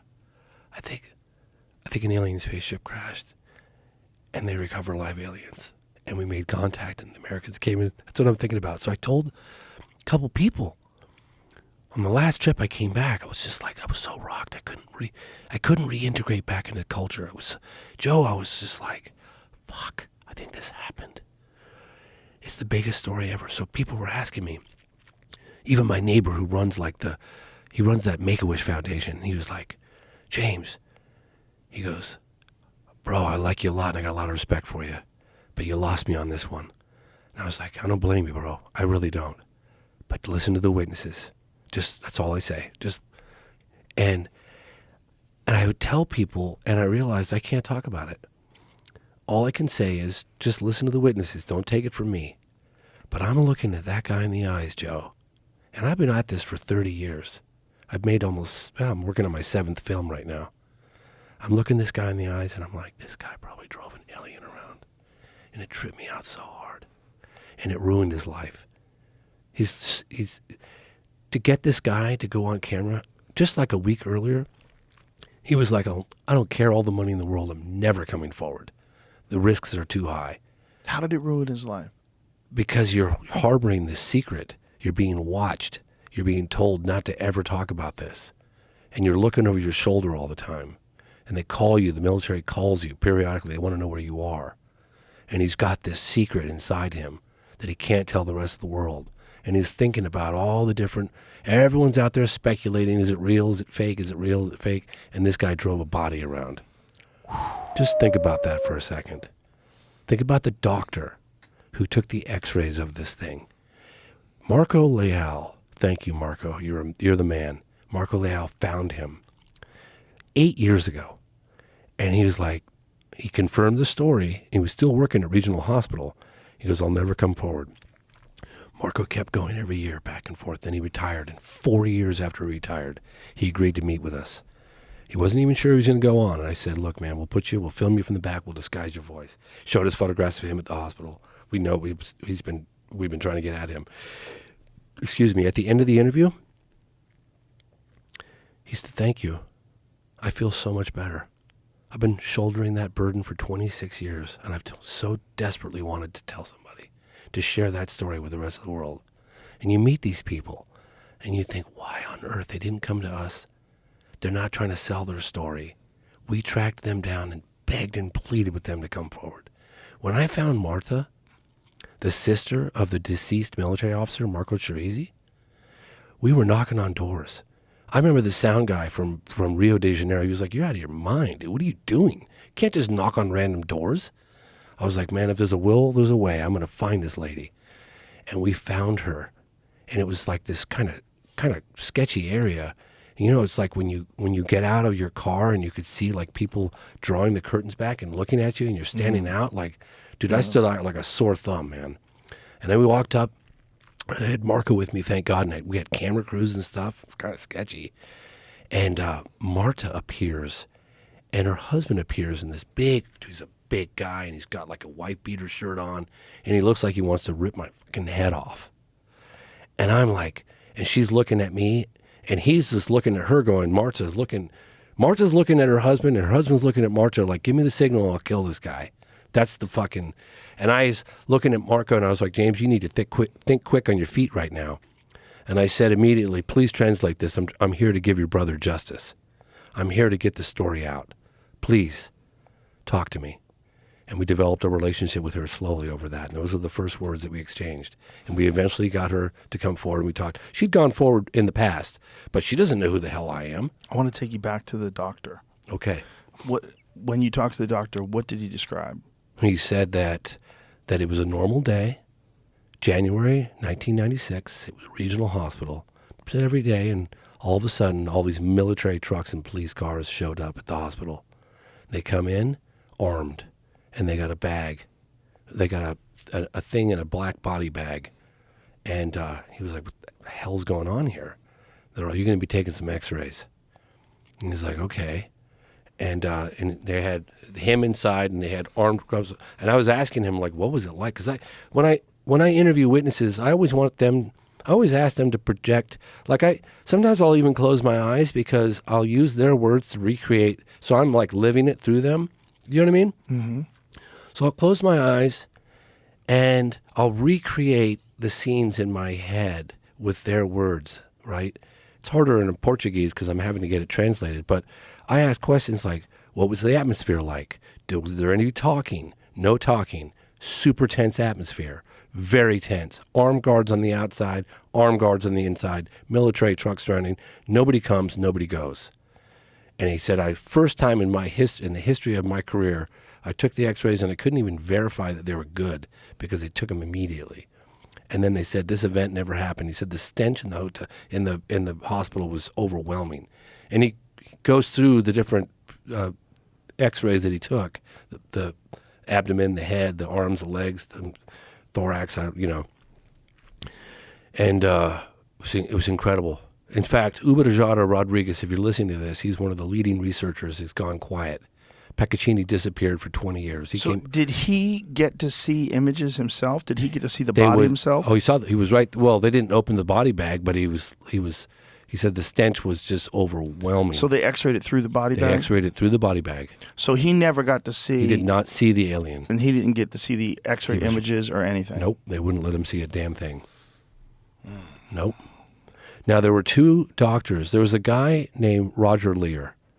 Roger Lear found out, these are people that I really want to meet. I mean, people are coming forward in droves right now. We just got two forensic pathologists for the first time ever working together to come forward to make statements, and they're providing documentation of the autopsy reports done on the deceased military officer. That's the first time ever these guys are coming forward, and it's happening right now. Let's explain what happened to people who haven't watched the documentary to the deceased military officer. Yeah, so right after the three girls came within 8 to 10 feet of this creature or being or entity or ET, whatever you want to call it, about an hour later, it was about 3 o'clock in the afternoon, I would say probably maybe around 5 o'clock, there were two military guys on patrol on the lookout for something unusual, is what they were told. They didn't say a UFO had crashed. They were on the lookout for something highly unusual.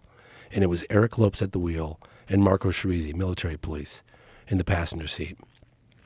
They were about 1.5 blocks to 2 blocks away from where the girls had seen the creature a couple of hours earlier. And this thing runs across the car in front of them. He had slammed his brakes on, and without a moment's hesitation, Marco Chirizi jumps out of the car and grabs the thing with his bare hands. Yeah.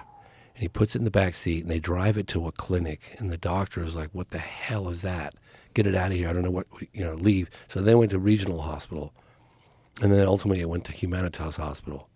And so we have testimony from Military X that when he drove it from Humanitas Hospital, it's in the movie, but he drove it from Humanitas Hospital to as a military base where it spent the night in the truck for one night, and then it went from there to SpaceX Campinas. It's like a university. It's where all the intellectual scientific heavyweights reside. And then it was there, I think, under examination, according to the witnesses that we talked to, for a day or two, and that's when the Americans flew in to Campinas. And we have the radar military control officer who came forward last year, actually 2 years ago when we were there filming for the last time. His name is Marco Feres, F-E-R-E-S. And he came forward for the first time and said, yeah, in January of 1996, this plane came in, USAF, he kept calling it, United States Air Force, came in. It didn't have the authorization of the Brazilian government. And he was like, this thing can't land. And some higher up stepped into the room. This is his testimony. I'm just relaying what he said. He said some higher up came in the room and said, let it land. And it came and it landed at Campinas. And then from Campinas, 2 helicopters, according to him, flew to Varginha, Brazil, Varginha back to Campinas. Then they loaded something on the airplane and then off to the United States. And that's where the case goes cold. So I will say this.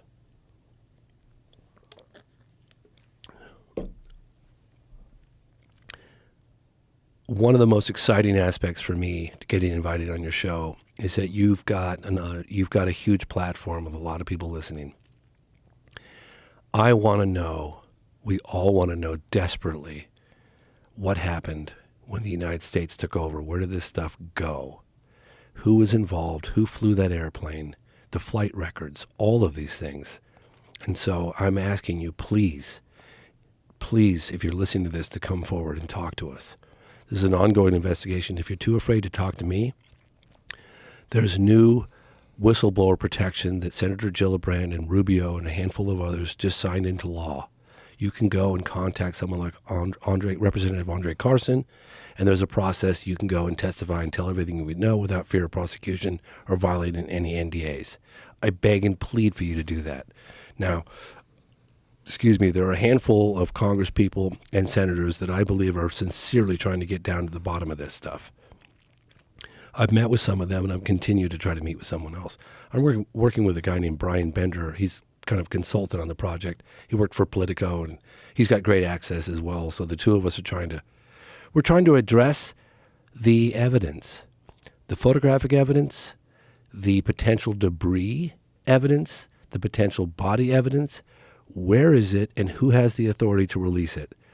And I've never really covered, and I know that I put my reputation on the line, Joe, and I totally understand for your audience that are listening to this right now and thinking that I've lost my marbles, and I completely respect that. I had the same reaction myself, and I'm not out here trying to sell crazy. I don't have a GoFundMe asking for money on evidence that I don't have. I'm not doing any of that. All I'm saying is this is potentially the biggest story that we've all been waiting for, the story that, in my opinion, could settle the debate once and for all. This story happened in 1996, and the vast majority of the witnesses are still alive. People are coming forward in droves right now. Like I said earlier on the show, those 2 doctors coming forward, the forensic pathologists, you want science? They're giving us science. They're giving us the long-form autopsy report. Leslie Kane is having it professionally and medically translated, and she'll have it looked at by medical people that she knows. So that's an ongoing investigation. Just the fact that Marco Leal, and we got access to those people. I was doing Zoom calls all last week leading up to coming here, begging them and pleading them to come forward. Please. Do you... God, it's just really what you want is actual footage, right? Of course we want footage. You saw what I showed you earlier. Yeah. Come on, man. You think I'm I'm going after that. Oh, no, I know you're going after it. But, that's really what we need. I know it's what we need. I'm telling you right now. It's so close. It seems like you could just barely touch it. So close. It's like a movie when you're reaching for the key. I know. You can't quite reach it. It's just like you see it dangling right there. You're like, come on. And I get criticized out there. People are like, no photographic evidence. I don't believe it. It's all garbage. Look, you got to start somewhere, okay? It starts with a story. How are you supposed to go looking for something if you don't even know it exists, right? So now we know that it exists. We've talked to people that have seen it. In fact, Michael Schellenberger called me up when the film first came out. And he goes, hey, this is Michael Schellenberger. I'm thinking about putting together an article for the New York Post. And I could tell he was kind of rocked by the story, right? He was like, man, this is pretty wild. I was like, yeah, I know. He goes, well, I'm thinking about putting together an article. I said, well, if I can do anything to help out, just let me know. He goes, well, I want to know about the photographic evidence. I was like, okay. I was like, well, I could put you in touch with a couple of people that have seen it. And I was actually quite surprised. The New York Post wanted more than one source. They wanted 2 sources that could see it and describe it. And we made it happen. Paccaccini was shown video footage. He describes it in vivid detail. Go find the New York Post article by Michael Schellenberger, and I suggest your audience reads. Yeah, I read it. Oh, you did read sent it? to me. Yeah, it's pretty cool, you know. And we know where it is, and we know who has it. Do you have it, Jamie? And it's like the frustration is, I remember one of the people that we approached on, we offered $100,000, and there was nothing. Then we offered $200,000. People claim they saw aliens after UFO crash landed in Brazil in 1996. Documentary reveals, and it's the trailer from Moment of Contact. Yep, scroll on down. I think a little further, you'll get details of the description. That's the drawing. That's the drawing that was done right after the incident. I actually held the original print in my hands from Claudio Covo's daughter. So was one of them dead and one of them was alive? Yeah, apparently. And look, there were up to accounts of possibly 5. And this is another thing that a lot of people don't even realize when they watch the movie, and it was shocking to me, was that we rented this house in this kind of gated community, and it was owned by a doctor, and they had fellow doctor friends. And they were like, oh, what are you doing in Brazil? What are you doing in Virginia? A whole camera crews and caravans of camera gear and tripods. They're like, what are you guys doing here? We're like, all right, here we go. Well, we're here to cover the Virginia UFO incident. And the doctor goes, you know, my friends saw something that you might want to talk to them about. And they kind of chuckled a little bit. They're all this. These guys are serious. The whole family saw it.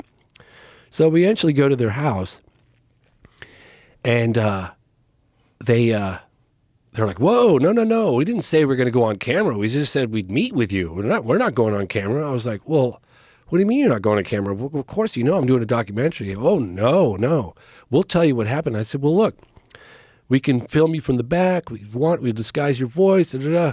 So anyway, we do the interview. Reluctantly, these guys did not want to do it. But they described this craft that was looking for something. It was late into the night. Late. Like probably 10 or 11 o'clock at night. They were ordering pizza. Any Brazilian will tell you they like to order pizza late at night.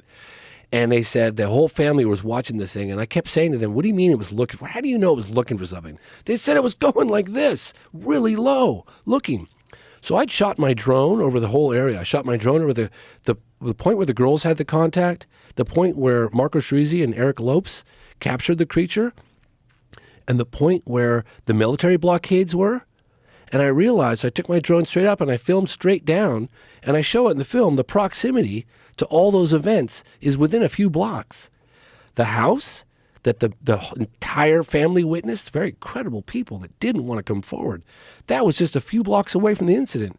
It looks to me like that was a recovery mission, a rescue mission that was going down. I know it sounds crazy. Believe me, I know that. And I'm putting my 30-year reputation on the line.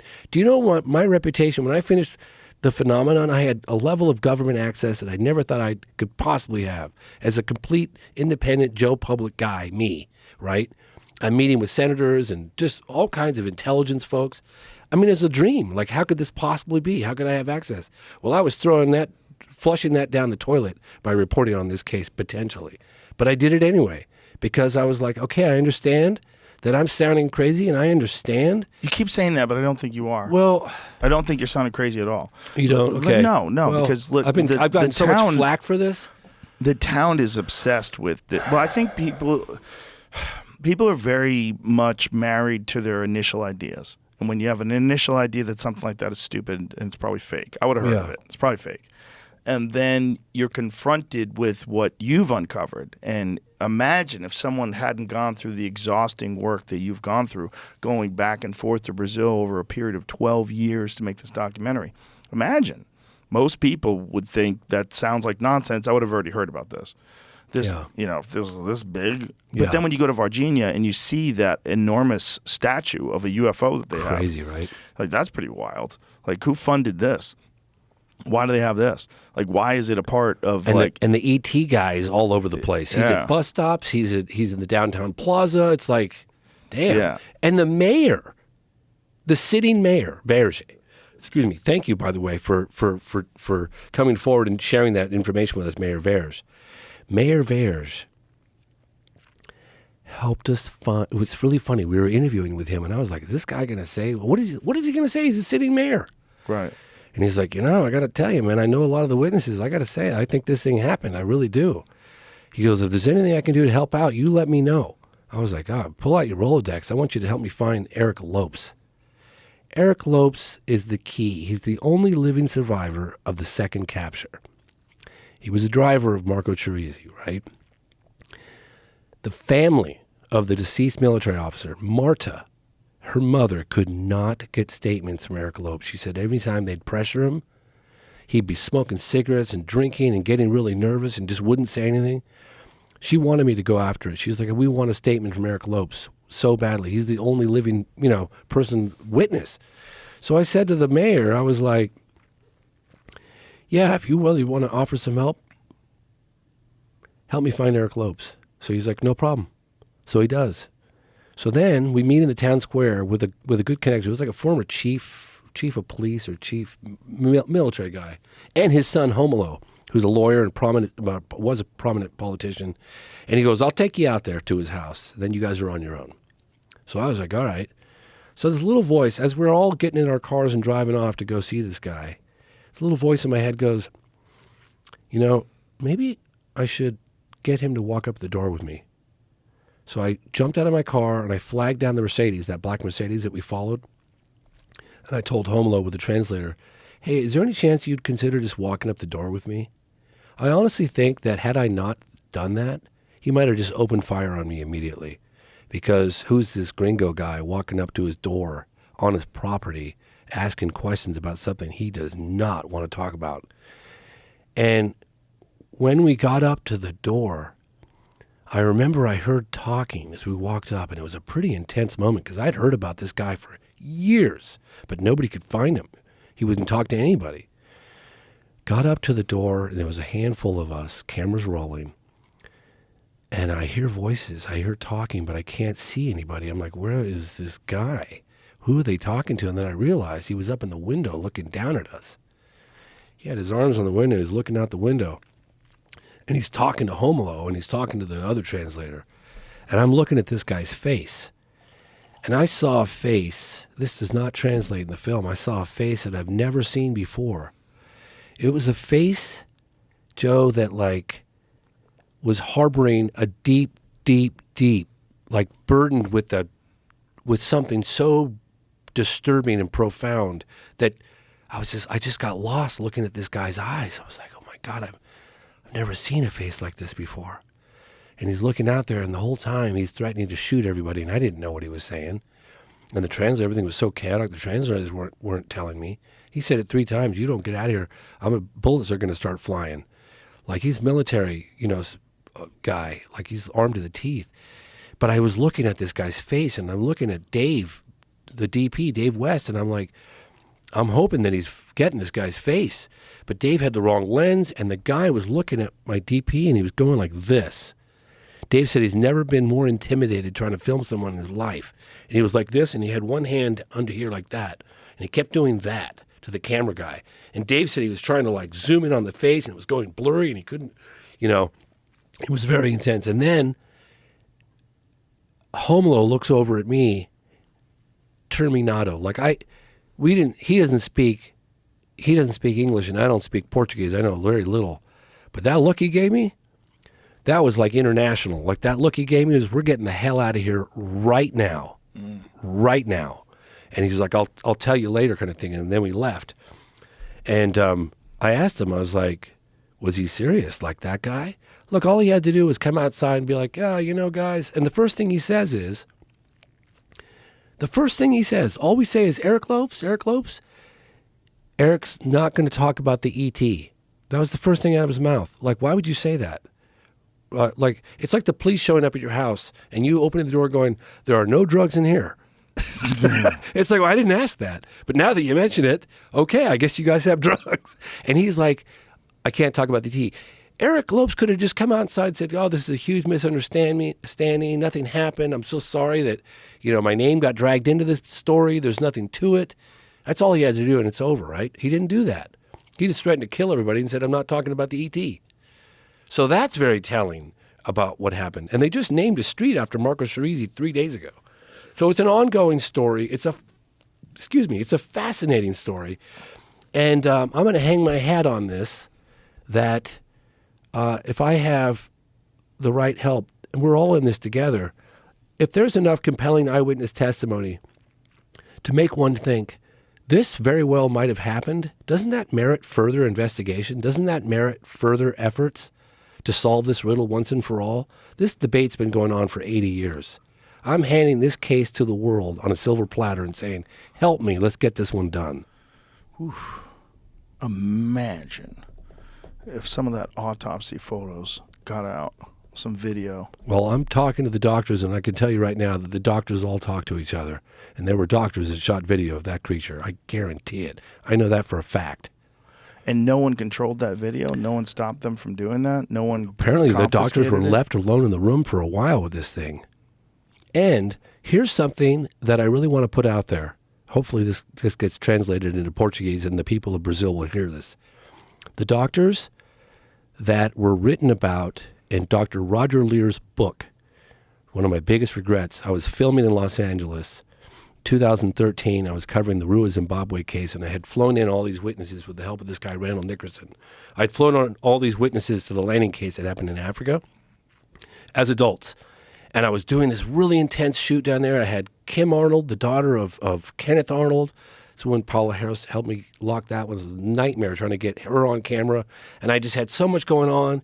And meanwhile, I'm getting phone calls from this guy, Roger Lear, Dr. Roger Lear, and he's going, I understand you're investigating Varginha. You got to get me on camera. You got to get me on camera. And I kept saying, I will, I'll try. And I ended up, he got really upset with me. And he's like, well, if you're not going to get me on camera, I said, it's not that I don't want to get you on camera, Roger. I said, I'm so busy right now. He goes, well, what he didn't tell me was I've got cancer and I'm dying.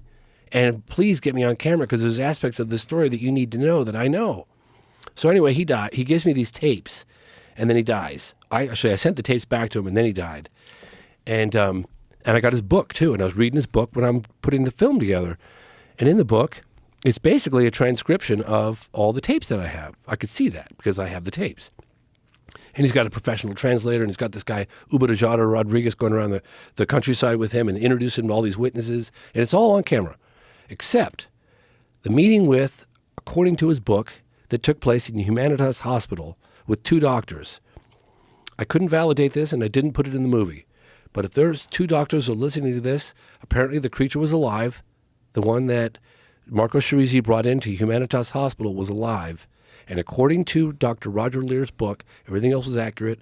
I can't say if this was accurate or not, but he put it in his book, so I'm assuming that it is. And Ubadajara won't talk about it. He's a witness. There were two doctors that claimed telepathic communication with the live entity. And that's in his book. Now, I'm not telling your audience that that's true. I'm telling your audience that it might be true. We know that that entity, that creature, that being, that ET, whatever you want to call it, went to Humanitas Hospital. We know that because we have testimony from the people that took it there. We have testimony from people on the inside that claimed it was there. But we don't have any testimony from the doctors that claimed there was a telepathic communication. Do they talk at all about what it said? It said that they felt sorry for the human species, not realizing their potential of who they really are. Like they're not. We don't realize as a race who we really are. That's what they said. It's in his book. So anyway, what did they mean by that? That we don't recognize. I mean, I'm not quite sure. I guess that we don't recognize the potential that we have as human beings, who we really are. I'm not sure what they meant exactly, more than that. But if Ubadajara Rodriguez is listening to this, please come forward and tell me who those doctors are. If the doctors are listening to this, they're still alive. What does it take? What will it take to get you to come forward? Anything. Just tell me what it takes. And I can tell people to contact me at my Twitter. I guess that's the best way to tell them, right? At James C. Fox. Is that? Yeah. Would it be the best way to do it? Yeah. Yeah, that's what I'm thinking. I'm not going to give up my email. Don't give out No, your I'm not going to do that. But Let that's what Twitter sort it out. I want people to know about this case, and I want people to know that this is an ongoing investigation. This is not solved. This is an ongoing investigation. It's something that we could all hopefully unite and really push to get answers, both on the U.S. side and in the Brazil side. We have a lot more answers in Brazil. We've got not a lot going on. I know that Leslie Kane is pushing. She's contacting some of her people on the inside that have indicated that it did happen. But to me, one of the weirdest ones was Ryan Graves. Because Ryan Graves is explaining to me how they upgraded their systems. Started picking that stuff up. And they started instantaneously picking up these things that were just defying physics Yes. that they didn't have the ability to detect before because the systems weren't as good. Just interviewed him in Washington, D.C., and you know one thing that he told me that I was fascinated by? He said that the Admiral came in, I think it was in 2015, when they just gotten that one object that was kind of rotating, kind of like a disc-looking thing. Mm-hmm. He said that the Admiral came in and he was like, oh, God, the Admiral's here. And they had a debriefing on it and they were showing the videos. And the Admiral stepped in and he took a look at it for 5 seconds. And it's much longer than 5 seconds. He shrugged his shoulder and it's kind of like, oh, boy. And he walked out of the room. I was like, well, what did that mean? He goes, that means, in my opinion, that he was very aware of this. This phenomenon's nothing new. It's been going on and they've known about it. But what can they do, right? What can you do? What can you do? You can try chasing them. They fly rings around your jets. I mean, they're doing what they're doing. It's almost like they have their own agenda. Who the hell knows? But they're stationary. They're in the air. He goes, they don't have to recharge. That they're footage, there 24/7. is it the gimbal footage Yeah, where it turns sideways? Yeah, I think it's called the gimbal. There's the go fast. There's the tic tac. There's the gimbal. See if you can find that gimbal footage. The gimbal footage is fascinating because you see it rotate. Yeah. You see it do this thing that everybody describes. Taken at night. And I'd also like to put out there, if there are any pilots, any military personnel that have any photographic evidence and you'd like to come forward with it, please do so. I've got a new project and you can do it anonymously. Hopefully you'll do it not anonymously. This is the thing. But whatever it takes. It's flying. And there's another one, too, because it's slightly better. Maybe he changes the I footage. think he does. Yeah, there it goes. there. Yeah, that looks like kind of like Changes a top this way, and then with the clouds. somewhere along, and it looks very similar to those things that we were just looking at. Those photographs, very similar. It looks very disc-like. These are the tip. That's another thing that Senator Reid revealed to me during the interview. He said that Here's it rotates. the I mean, object. that's wild. He said that the material, the evidence that's been released, this was Senator Harry Reid, former Senate Majority Leader Harry Reid, told me this on camera. The evidence that's been released is just the tip of the iceberg. Wow. Now, let me go through a couple of cases. Do you mind? Please. All right. And the reason why I say this is because I talked to you earlier about that some UFOs, some UAP, I can't underline that word enough, represent or originate from a non-human intelligence. And I'm going to go through a handful of cases that I personally have looked into. These are cases that, that could prove one way or the other, certainly make a very compelling argument that some of these objects. So let's start with 1945, Trinity. Jacques Vallée just wrote a book with a woman named Paula Harris. Fascinating case. I met two of the witnesses. I went to the landing site, the alleged crash site. Very compelling. There's probably military records on that if that's the case, according to the eyewitness testimony. That should be looked into. Roswell. Now, I know your audience is going to say, Roswell's been beaten to death. And, well, how about this? Let's say that a murder took place. Even though it's 80 years ago or 75 years ago, does that make it like, oh, well, so much time's passed, let's not worry about it? No. And the reason why Roswell is so relevant that most people don't understand is that you had the 509th Bomb Squadron, the most elite squadron, hand-select unit in the world, exclusively responsible for the deployment of atomic weapons, announced that they recovered a flying saucer. That's a fact, okay? Then they recant and say, oh, terribly sorry, it was just a common everyday weather balloon. Jesse Marcel, the first person at the debris field with Mac Brazel, and thank you Don Schmidt and Kevin Randall for all your work. We wouldn't talk about this if it hadn't been for them and Stanton Friedman. Mac Brazel takes Marcel and another guy, intelligence officer, out to the debris field. Mac Brazel says the material was clearly not of Earth origin. I know weather balloons inside and out. He described the material like tin foil that you crumple it up and it regains its thing. These I-beams that are purple with hieroglyphic writings, things of that nature. He takes it back to his son, who I met, Jesse Marcel Jr. I knew him well. Went on Larry King with the guy a bunch of times. He described the same material that he handled personally in his hands, okay?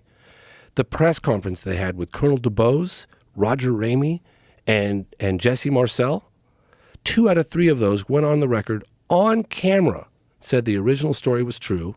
That was the balloon story was a cover-up. Okay, you've got the FBI memo by J. Edgar Hoover in his own handwriting. He talks about in the SW case, could be Southwest, the Army grabbed it and wouldn't let us have it for cursory examination. That's pretty compelling. You've got Apollo 14 astronaut Edgar Mitchell, who just so happened to grow up in Roswell. And when he came back, or on the outskirts, and when he came back from his mission to the moon in the 70s, Apollo 14, 6th man to walk on the moon, he gets back and he knows all those ranchers. And those ranchers tell him, yeah, that was not of Earth origin. He's gone on the record saying this. And he also confirmed that his intelligence sources, he's an astronaut, he landed on the moon, told him that Roswell was real.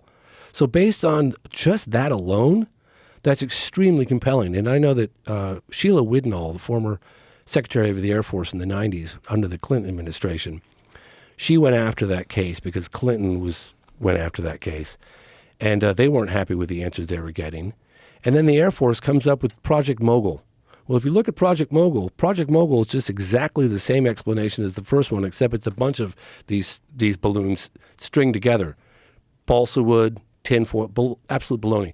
If the Air Force really wanted to squash it, show us that material that the first-hand eyewitness testimony, the people that have gone on camera described, show us that material that crumples up from 1947. Show us those I-beams with hieroglyphics on Can I them. stop you real Sure, quick? absolutely. The material that crumpled up, what's Yeah. fascinating is it's exactly the same as what was described in the Virginia case. Yes, that's what Carlos de Souza described, yes. This material was light like aluminum foil. When you crumple it and let it go, it Yeah, goes it right back to its form. Took back his shape, yes. So anyway, so that's Roswell. So okay? someone has this, Yeah. supposedly. Well, yeah, supposedly. And someone probably has photos of this, supposedly. Yeah, there's a memo out that was found actually called the Wilson memo. Most researchers think it's a smoking gun. I've got it here, actually. The Jackie Gleason Jackie Gleason's amazing. I met a guy who... Nixon thing is wild. Oh, absolutely. And Jackie Gleason told my buddy, Jeff Sagansky, don't listen to what anyone ever tells you. I had 100% confirmation these things exist. He didn't say that the President Nixon drove me out to a base in Florida, but he told him, don't listen to anybody who says, I know for a fact these things exist. That was really cool. Anyway, this is the Wilson memo. We should look into it. That actually came out when Dr. Edgar Mitchell passed. That leaked out. I think a guy named James Rigney had something to do with it. There's been analysis work on it. But this is considered a smoking gun evidence for crash materials and programs of that nature. There's a guy named Hal Puthoff that's mentioned. Eric Davies is mentioned. Admiral Wilson is mentioned. Quite fascinating. It could be. I think there are other people out there like Richard Dolan and who's the other guy? Ross Colhart. They know a lot more about this document than I do. But in any case, let's move on. Now you got 1950. Can I stop you one more time? Absolutely. You said Clinton looked into this, but Yes. he wasn't happy with the answers he got? Yes. How did that go? What happened was Lawrence Spelman Rockefeller was pressuring the Clinton administration. I know this because I talked to John Podesta about it and other people. And he was basically saying that if you don't push for government transparency on this topic to Clinton, then I'm going to expose the fact that you're not doing it in every newspaper journal across the country. Okay? So Clinton administration goes, okay, fine. What do you want me to do? Which case? Pick a case. And he said, all right, I want you to go after Roswell. So Clinton went after Roswell. They were not happy with the answer they were getting about Roswell. That's that side of the story. I mean, Podesta basically said, yeah, we looked into it. And they eventually came back with that report, Roswell case closed. And they talked about this stupid weather balloon. It was a Project Mogul.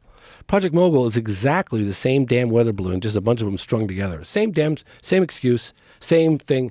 Anyway, we'll move on. Go to 1950. You've got a couple, I was talking about earlier, Evelyn Trent and her Paul and Evelyn Trent, photograph a disc. It's very credible, McMinnville, Oregon, very good case. 52, you've got the 2 consecutive weekends in July of 1952 where you've got UFOs over the White House and UFOs over the Capitol. You have testimony, thank God, to a guy that was in the radar room that night that heard the transmission between the pilots that will scramble to intercept these things, Al Chop, and a guy named Tom Tullian of Project Archives. Thank God got him on camera. Thank you, Tom. And you get to hear testimony of a guy who's listening to the pilot flying at 500 miles an hour in the pitch black over the Capitol, and he's surrounded by UFOs. And he's radioing back to the tower going, "What do I do?" And they were all silent. Now, the interesting thing about this is that the Air Force was in full swing. They gave a press conference. It was the biggest press conference since the since the end of World War II. It was General John Sanford. And he basically says there are credible people making incredible claims, and we don't think that it's us. But the Air Force in 1952 refused to let the public hear the testimony of the pilots. Like, duh. Imagine not hearing from David Fravor. Yeah. How are you supposed to put together a story if you can't hear from that? You got a public, project, Blue Book, and you're not going to share with us? I mean, Ruppelt wrote a book about it. It's amazing. That case in 52 is phenomenal. That's a fantastic case. Jacques Vallée is convinced that they had orders to shoot these things down, that one of them, a piece did fall down and it was captured. We had an argument about putting it into the phenomenon, and I ultimately said, Jacques, it's hearsay, I can't do it, and I didn't. But Jacques convinced that we have a piece of that from 52. Fast forward, 1955, Alabama. William T. Coleman, United States Air Force, World War II pilot, flying a B-25 bomber. He describes, along with, there were 2 engineers from Lockheed Martin and Boeing, I think, in the cockpit. They see an object at about roughly 9,000 feet. They chase it, ends up at treetop level. Guy told me, and I interviewed this guy personally at his home in Florida, okay? He said that the chase was so dramatic at the end, the disc was right in front of them. They were at treetop level at maximum continuous power. I said, what did that mean? He goes, if I went any faster, the engine was going to blow up. He said, I thought I was going to hit this thing, this disc, and they're all just like, the hell, this is broad daylight. What are we looking at here? And the disc is eventually, he has to turn to avoid hitting the disc, and this is the United States Air Force Colonel William T. Coleman. He has to pull up first, because he said if he dipped to the right, his wings would have hit the trees. So he pulls up, dips to the right, misses this thing, close, nearly, and when he regained sight of it, it's skimming across a recently plowed field, and it's stirring up dust in the back of it. The plane lands. They give their testimony, all 3 of them. This is the height of Project Blue Book. He was later put in charge as public spokesman for Project Blue Book. William T. Coleman, look him up. You don't have to do it now. But the fascinating aspect of it was that report was never included as Project Blue Book. The better the case, the more credible the witnesses, the less likely you'll ever hear about this, okay? Fast forward 1957, Edwards Air Force Base. I personally interviewed Mercury astronaut Gordon Cooper. Gordon Cooper told me on camera that they were supervising the installation of a new runway, F-86 for F-86 fighter jets at Edwards Air Force Base. He was not present, but his camera crew was. A disc in broad daylight came into view, and it landed on the dry lake bed. The guys turned their cameras on it. They filmed it. They walked towards it. It lifted off, and it shot off at a high rate of speed. It was 1957. He said he had the film footage developed. He told me this all on camera. He had the film footage developed. He held it up. He saw it was perfectly good footage. He's phoning the higher-ups. Eventually, a courier jet comes in from Washington, D.C. Footage was taken, never seen or heard from ever again. Typical, right? So let's fast forward. Let's go to the 60s. I talked about that case earlier, 1964. You got the landing with Lonnie Zamora, right? You got the close encounter of the third kind, one of the most well-documented cases in U.S. history. What does the Air Force do? The Air Force tells Lonnie Zamora, the witness, do not talk about the beans, because that is incredibly difficult to explain, right? In fact, they don't want him to talk about the case at all, but particularly don't talk about the beans. 1966, you got UFOs landing in Michigan. You got then Congressman Gerald Ford gets involved, because that's when the Air Force, Dr. Hynek, explains the whole thing away as swamp gas, pisses off then Congressman Gerald Ford. He pushes for congressional hearings. Those happen. As the hearings are ending, I think it's April 4th or April 5th, 1966, there's UFOs landing on the other side of the world at Westall Primary School. It's an incredible case. Over 300 witnesses, including the science teacher who I got on camera. So let's go to, let's see, why don't we jump to the 70s? We got 70s, 1973, Lieutenant Coyne encounters a UFO in a helicopter. The UFO momentarily takes control of his helicopter. He testified at the United Nations in 1978 that was put on by Lee Spiegel and Jacques Vallée and Dr. Jalen Hynek. Fascinating case. We can go to December of 1980. I talked about that case earlier. Joint U.S. military base in England. Bentwaters, Rendlesham Forest, got a landing, housing nuclear weapons. You got the deputy base commander. You got all these men talking about this craft that's sitting on the ground. Fascinating case. We'll go forward to 1986, Anchorage, Alaska. You've got JAL Airlines with a Japanese pilot by the name of Kenju Chirachi. And fortunately, the reason why we know about this case is because FAA official John Callahan kept records of the cockpit recordings, the radar recordings, the voice recordings of the actual pilot talking about what he's seen. It's absolutely mind-boggling that directly correspond to all the radar data which he has. He went on the record about it a number of times. And he said there was a meeting with the CIA stepped in. I'm just reporting what this guy said, okay? You guys believe me or not believe me, the data's out there. Go look at it. It's in a thing I did called I Know What I Saw. He testified at the National Press Club in 2007 with Leslie Keane and I organized as to what was going on. He kept that radar data. Fascinating case. The pilot, Kenju Chirachi, said it dwarfed his airplane. It followed him around. It did maneuvers that were impossible. It made his airplane so small, and he was in a 747, and 747's got an elevator in it. That was 1986. Now let's jump to 1989, 1990. You've got Belgium, and I've personally investigated this case. Belgium, the general, the Belgian Air Force, General Wilfred de Brouwer, said there was objects that were the size of a football field, triangular in shape, didn't make any sound other than a slight buzzing, shooting beams of light down to the ground. Okay, I interviewed de Brouwer. I flew him out from Belgium to the United States to testify at the National Press Club in 2007. He said that 2 men from an unknown government agency in the U.S. requested the radar data, the tapes. He said, sure, I'll make copies for you, but I need an official request. They wouldn't do it. He was like, well, that's awfully puzzling. This is General Wilfred de Brouwer going on camera with me. I know, that's what he told me, okay? Now let's go to 1994. Now we got a landing in Africa, Ruwa, Zimbabwe, aerial school, roughly 100 witnesses. Fascinating case. Dr. John Mack investigates the case. He's actually getting funded by also Lawrence Spelman Rockefeller. He was doing a major funding in the 90s about this stuff. One of the best cases, Ruwa, Zimbabwe, 1996. You got the crash in Varginha, Brazil.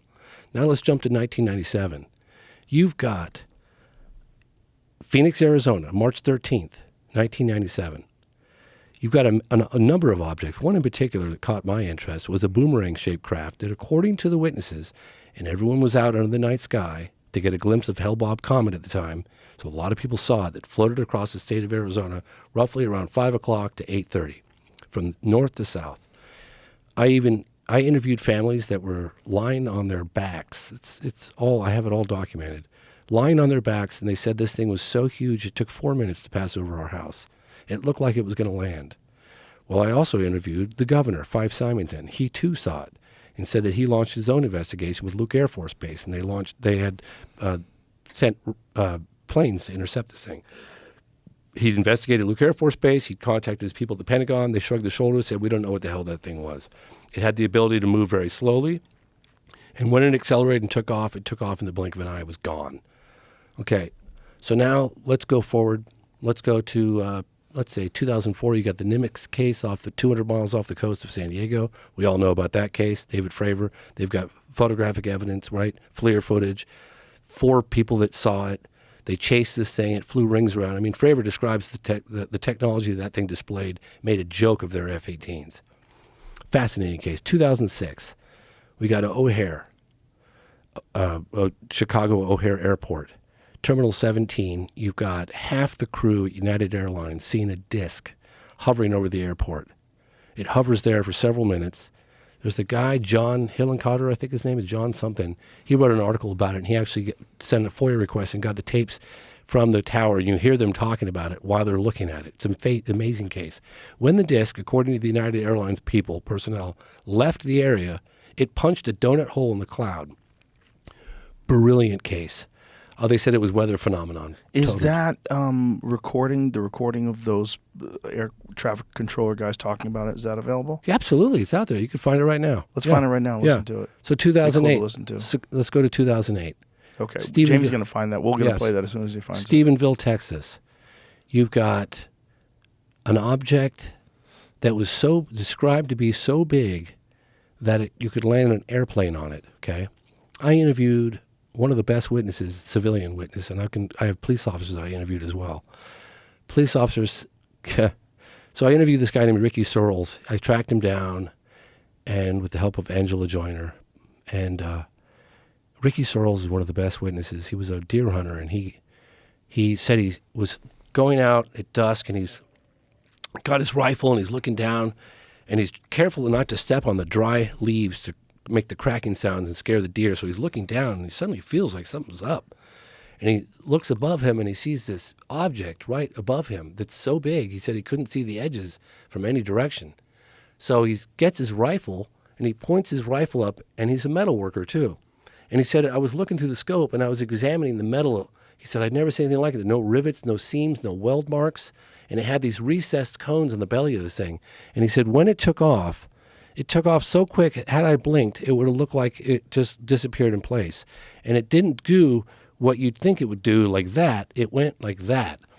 So anyway, so I'm interviewing him. You're saying this all audio too. Oh, yes, You gotta- I'm so like, a lot sorry, of people yes. listen. So it just shot straight up in the air. It didn't go like a saucer skimming across the water. It just Yeah. shot straight up in It the air. shot straight up in the air, and he said it was so big that you could have easily landed an airplane on it. So anyway, so I'm interviewing this. I'm interviewing other police officers, and I'm investigating this case for a couple of years. I put a lot of it in the part I'm about to share with you right now. I didn't put in the film because I couldn't. But the guy who's going to come, he's going to come forward next year, and that's the police officer that pulls me aside, and I'm filming in downtown Plaza, Stephenville, probably in 2009. And I was standing there doing some filming with Ricky Searles, and it was like kind of like on our lunch break, and this guy walks up to me, I'll never forget it, and he whips out his badge, and he's like, you James Fox? And I was like, oh God, what did I do? And he shows me his badge, and he's like, I'm Officer so-and-so, can I talk to you for a minute? I was like, yeah, okay. So I go off to a cafe, he sits with his back to the wall, and he's seeing him coming forward, and he says, everything Ricky Searles is telling you is true. I want you to know that. I said, how do you know? He said, we all watch it, the entire police force all watched this thing, and it was like a department store. I pulled out my radar gun, and I shot my radar gun at this thing, and it was doing 22 miles an hour. It was floating like a city. It was absolutely colossal.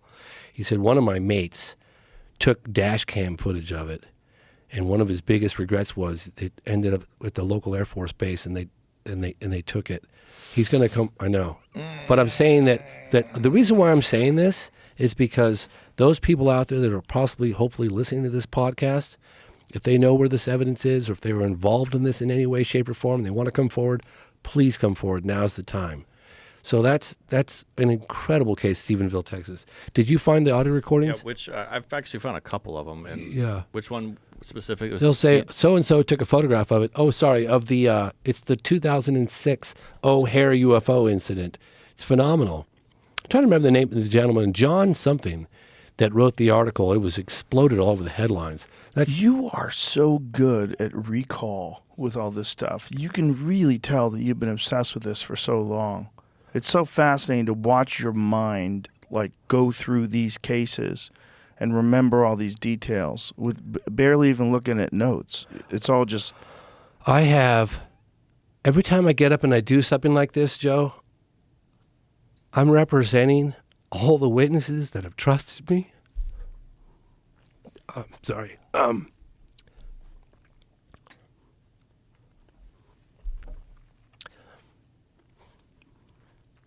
representing them. So, when I hear Dr. Kirkpatrick say what he said, it's a personal assault. I don't know what you're talking about. Well, he's just dismissive. When I hear the government dismissive of this whole thing, I'm thinking to myself, I take it personally. Because when I'm out there talking to people like you on these platforms, I'm sorry, it's just tense for me. It's like I represent these witnesses. When I'm a voice for them. I come out here and I represent them and they trust me. And that means a lot to me. So, sorry, No, I get it. Listen, it's man. just like... You're passionate about this. It means something to you, and that's one of the reasons why your documentaries are so good. I give a shit about the facts. Listen, man, if you're right and if this is real, this is one of the most important things to talk about. And if it wasn't for documentaries like yours and Jeremy Corbell's and a few of the other ones that are out there, it wouldn't be as big of an issue with people. They wouldn't think that this was real, that there's weight to this. And, you know, like I said, when I heard about the Virginia case, I remember thinking, oh, come on, people lie. Yeah. I always think that. I always think, people, because they do. Some people like to lie. Yeah, no question. But that's not that simple. That one's very complicated. And again, that man who goes to the spot where he saw that 25 years ago and he starts crying. And Jesus Christ. I teared up. You know that I showed him? I interviewed Military X, as you know. He's in the movie. But Military X, it's in the credits. Military X said, for the first time, it all started at Myelini Farm. Myelini Farm is where we took him for the crash site. Okay. Was there any indication on the ground? Yeah, thank you. Thank you. Thank you. So I flew the drone over the crash site. I'm in New York City a couple of weeks ago at a conference, and this guy pulls me aside and he goes, "Hey, James, I just watched your movie, Moment of Contact. Holy shit." He goes, "You know, I'm a geologist.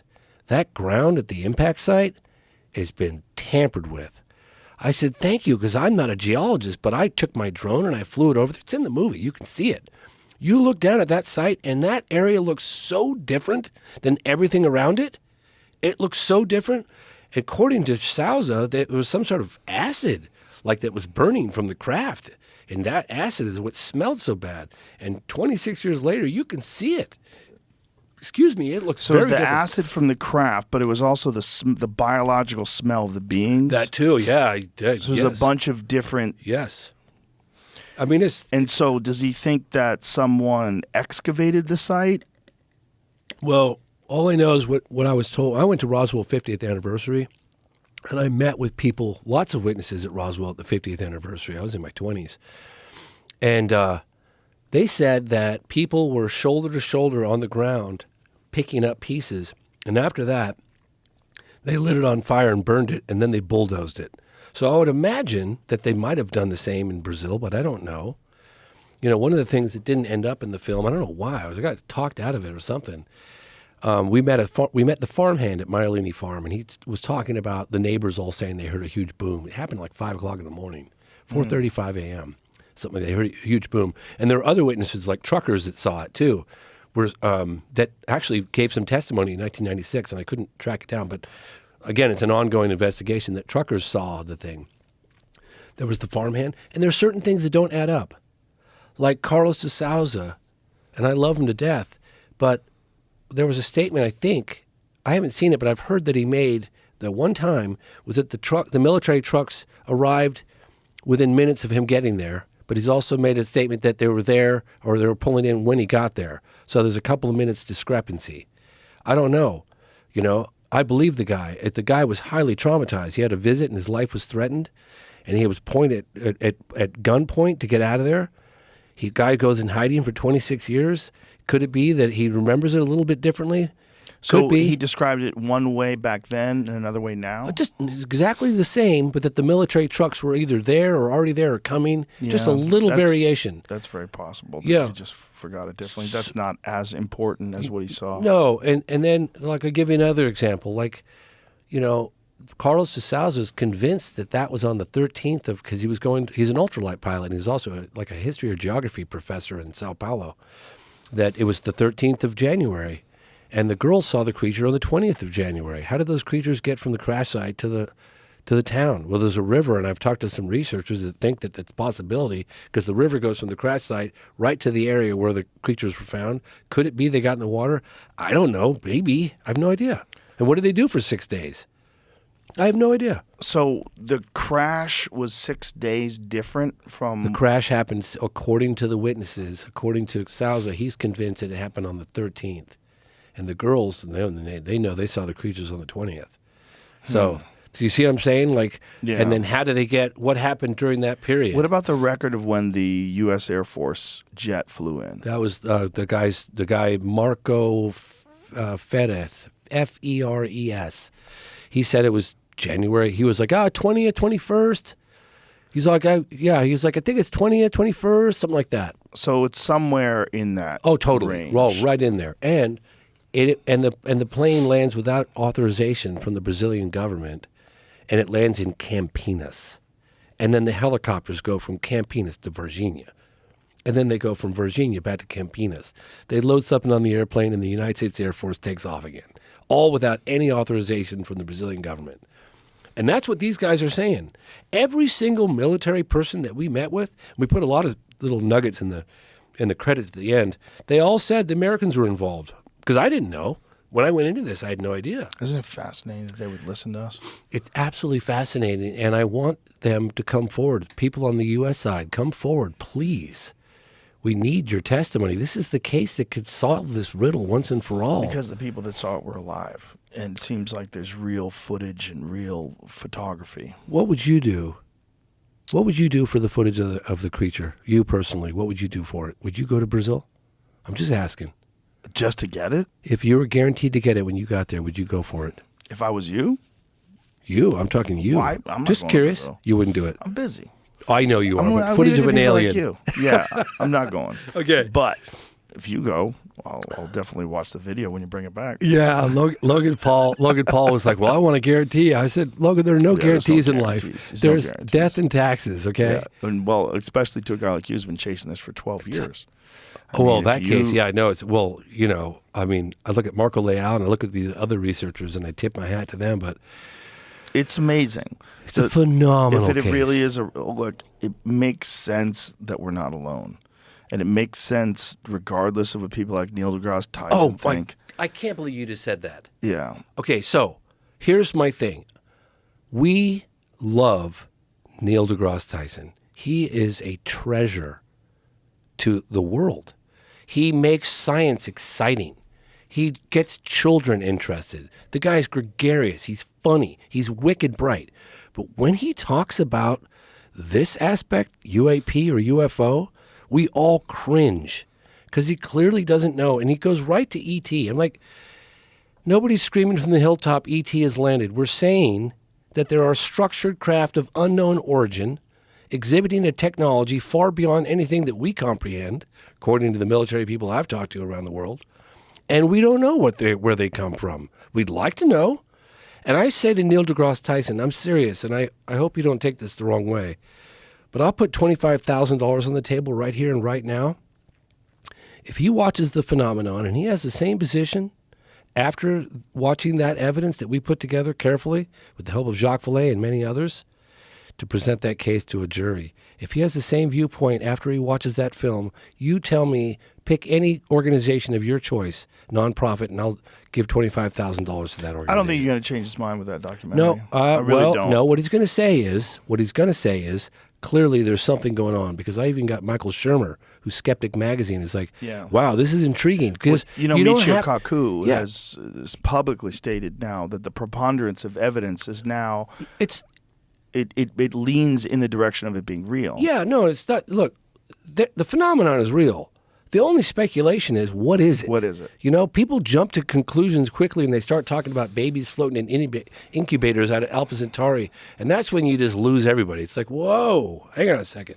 Nobody's saying that.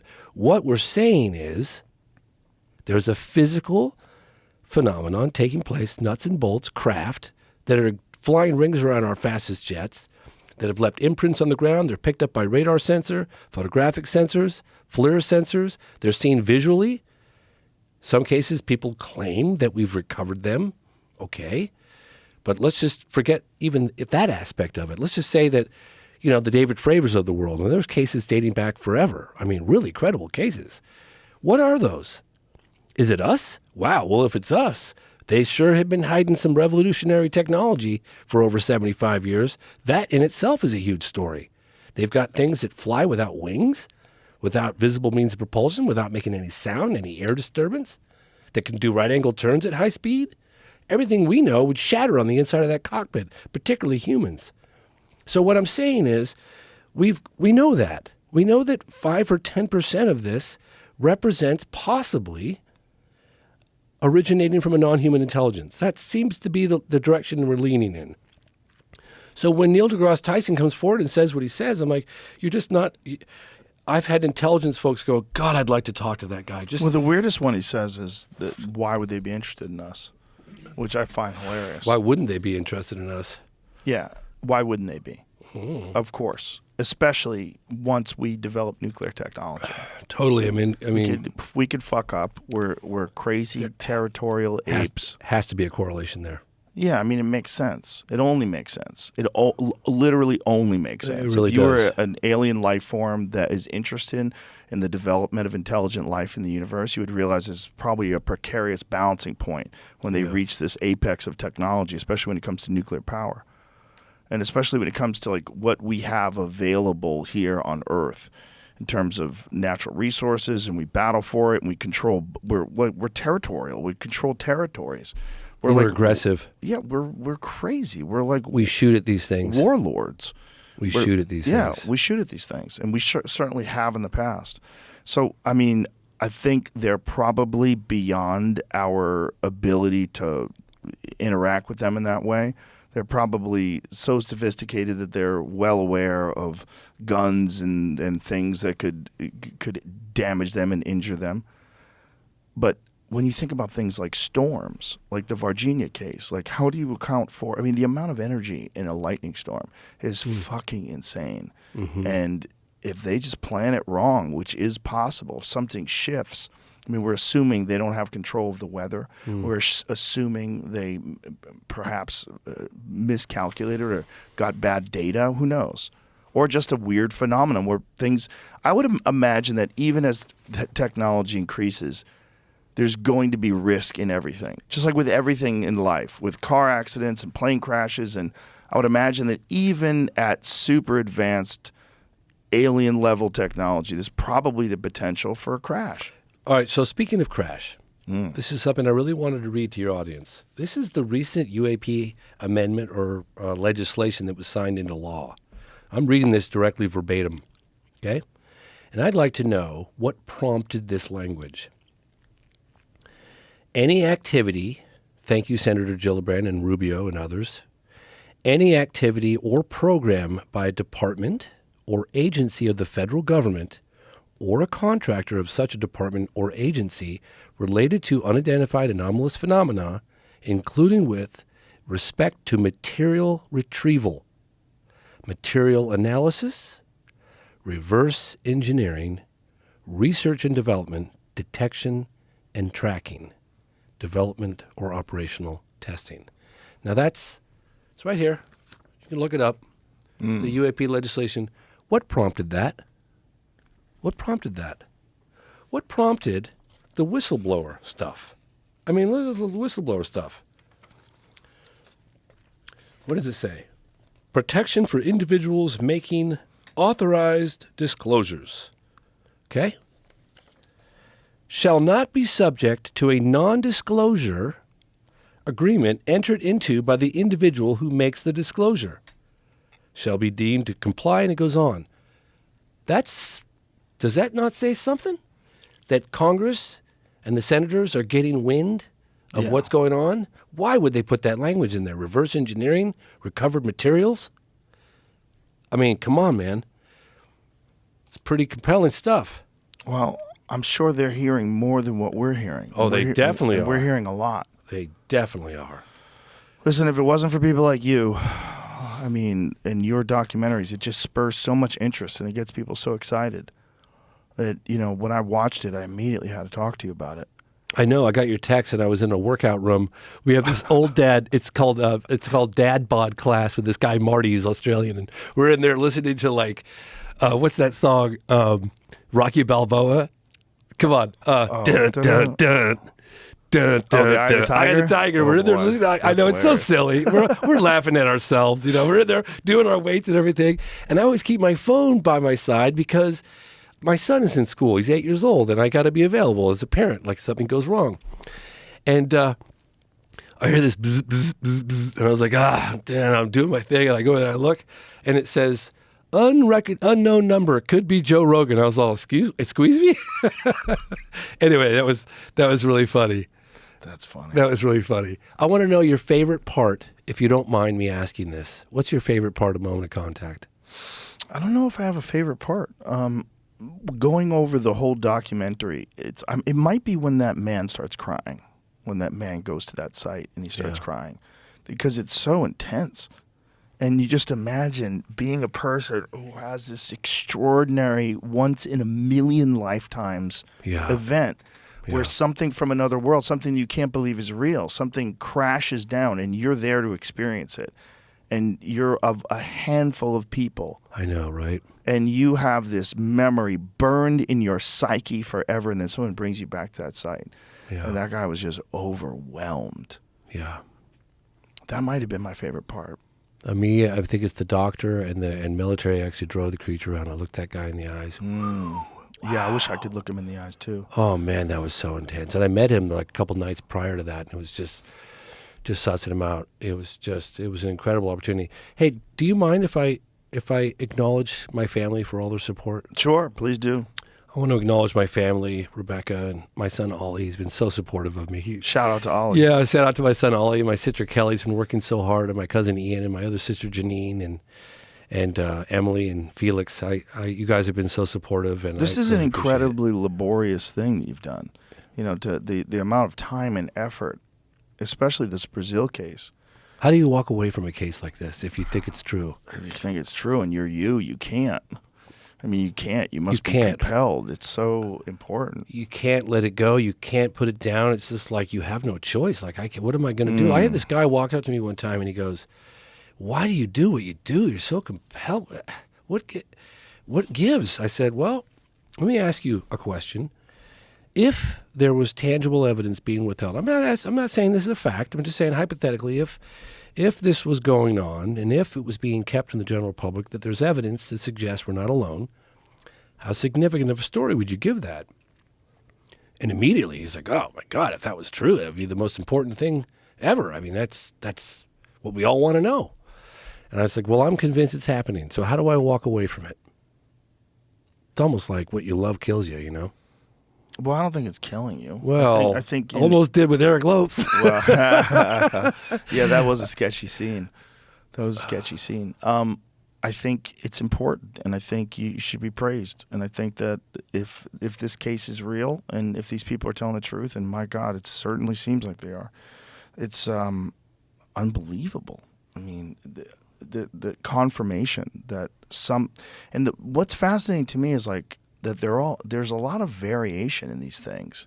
There's a lot of variation in these experiences, a lot of variation in these crafts. And you got to imagine there's probably not just one world that's what I was interested thinking. in us. That's what I was thinking. It could be all of the above. It could be many worlds that are interested in us. Such a huge universe. It's impossible to even wrap your mind around how big it is.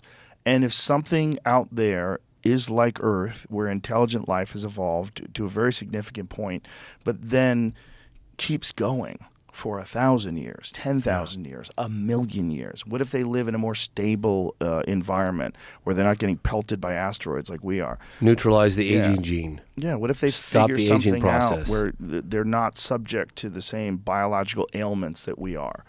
What if they incorporate some sort of technology into their physical bodies, and that's them? What if they're a hybrid of artificial intelligence and biological life? Like, there's so many possibilities. So many possibilities. I mean, it's almost impossible for us to even imagine the variations that could be out there, because you're talking about a truly infinite universe, and the areas. They've already identified Goldilocks planets, more than one. multiple Goldilocks planets in the known universe. My son came up to me a couple of days ago, and he goes, "Daddy, I've been thinking a lot about this. I think those creatures they're in Virginia, they came from a Goldilocks zone." I was like, "Oh my God, I amazing. just about died." That's amazing. So cute. That is cute. He thought about it, you Yeah. know? He's been thinking about it. I'd like for the next generation, I love the idea of like not having all this secrecy. And look, we know for sure there's secrecy surrounding this topic. That's just a fact. Why?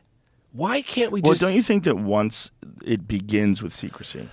So if you take us back to 1947 to Roswell, New Mexico, if it begins in secrecy, if the first ever crashed UFOs, if that begins in secrecy, like what would compel them to stop that, and how much resources would be involved in disseminating that information to the general public, and why would you do that? Especially the way that the government has treated us always. When it comes to matters of We can't handle the international conflict, when it comes to virtually anything, they lie. Yeah. And they always come up with a narrative that, is very loosely based on facts, and they spoon feed the American public what they want us to hear.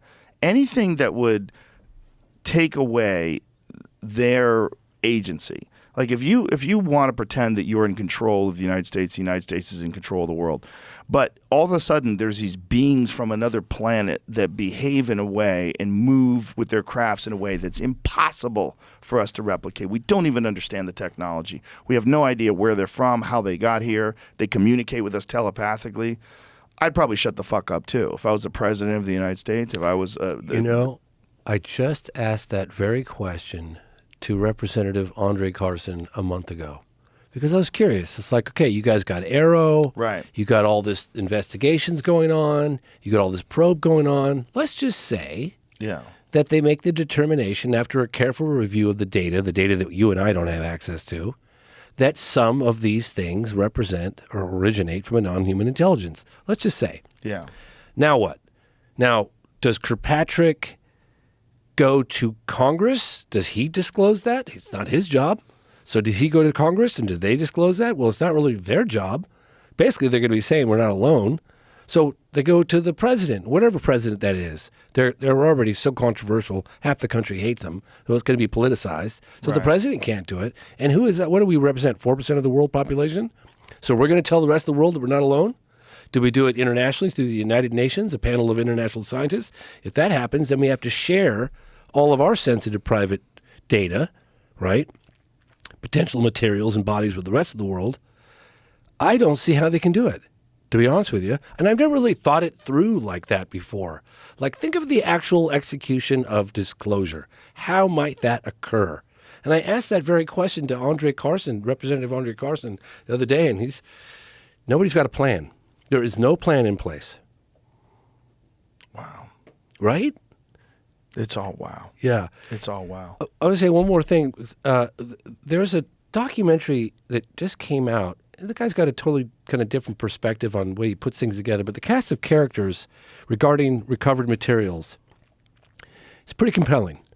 And it's called Accidental Truth by a guy named Ron James. And I watched it, and again, it's not my style. I tend to kind of be more muted. Truth? Yeah, Accidental Truth. But where is it available?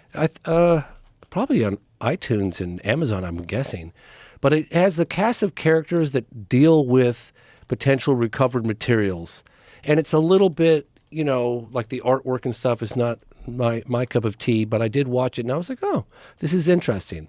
Anyway, I thought I'd mention that since we're on the topic of recovered materials, so et cetera, furthermore and henceforth. Listen, man, what you're doing is very important. I really, really believe that. And Thank you, Joe. And if this turns out to eventually get released, you're a real trailblazer. And I think the amount of labor and just the intense focus that you put into just to make this one documentary, forget about the phenomenon too.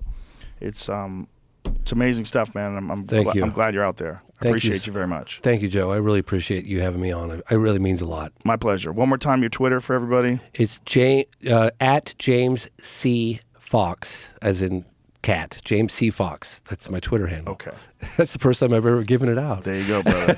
Well, thank you very much. Thank you. Appreciate you. Thanks for having me on. A Moment of Contact. Go watch it. It's fucking amazing. Bye, everybody.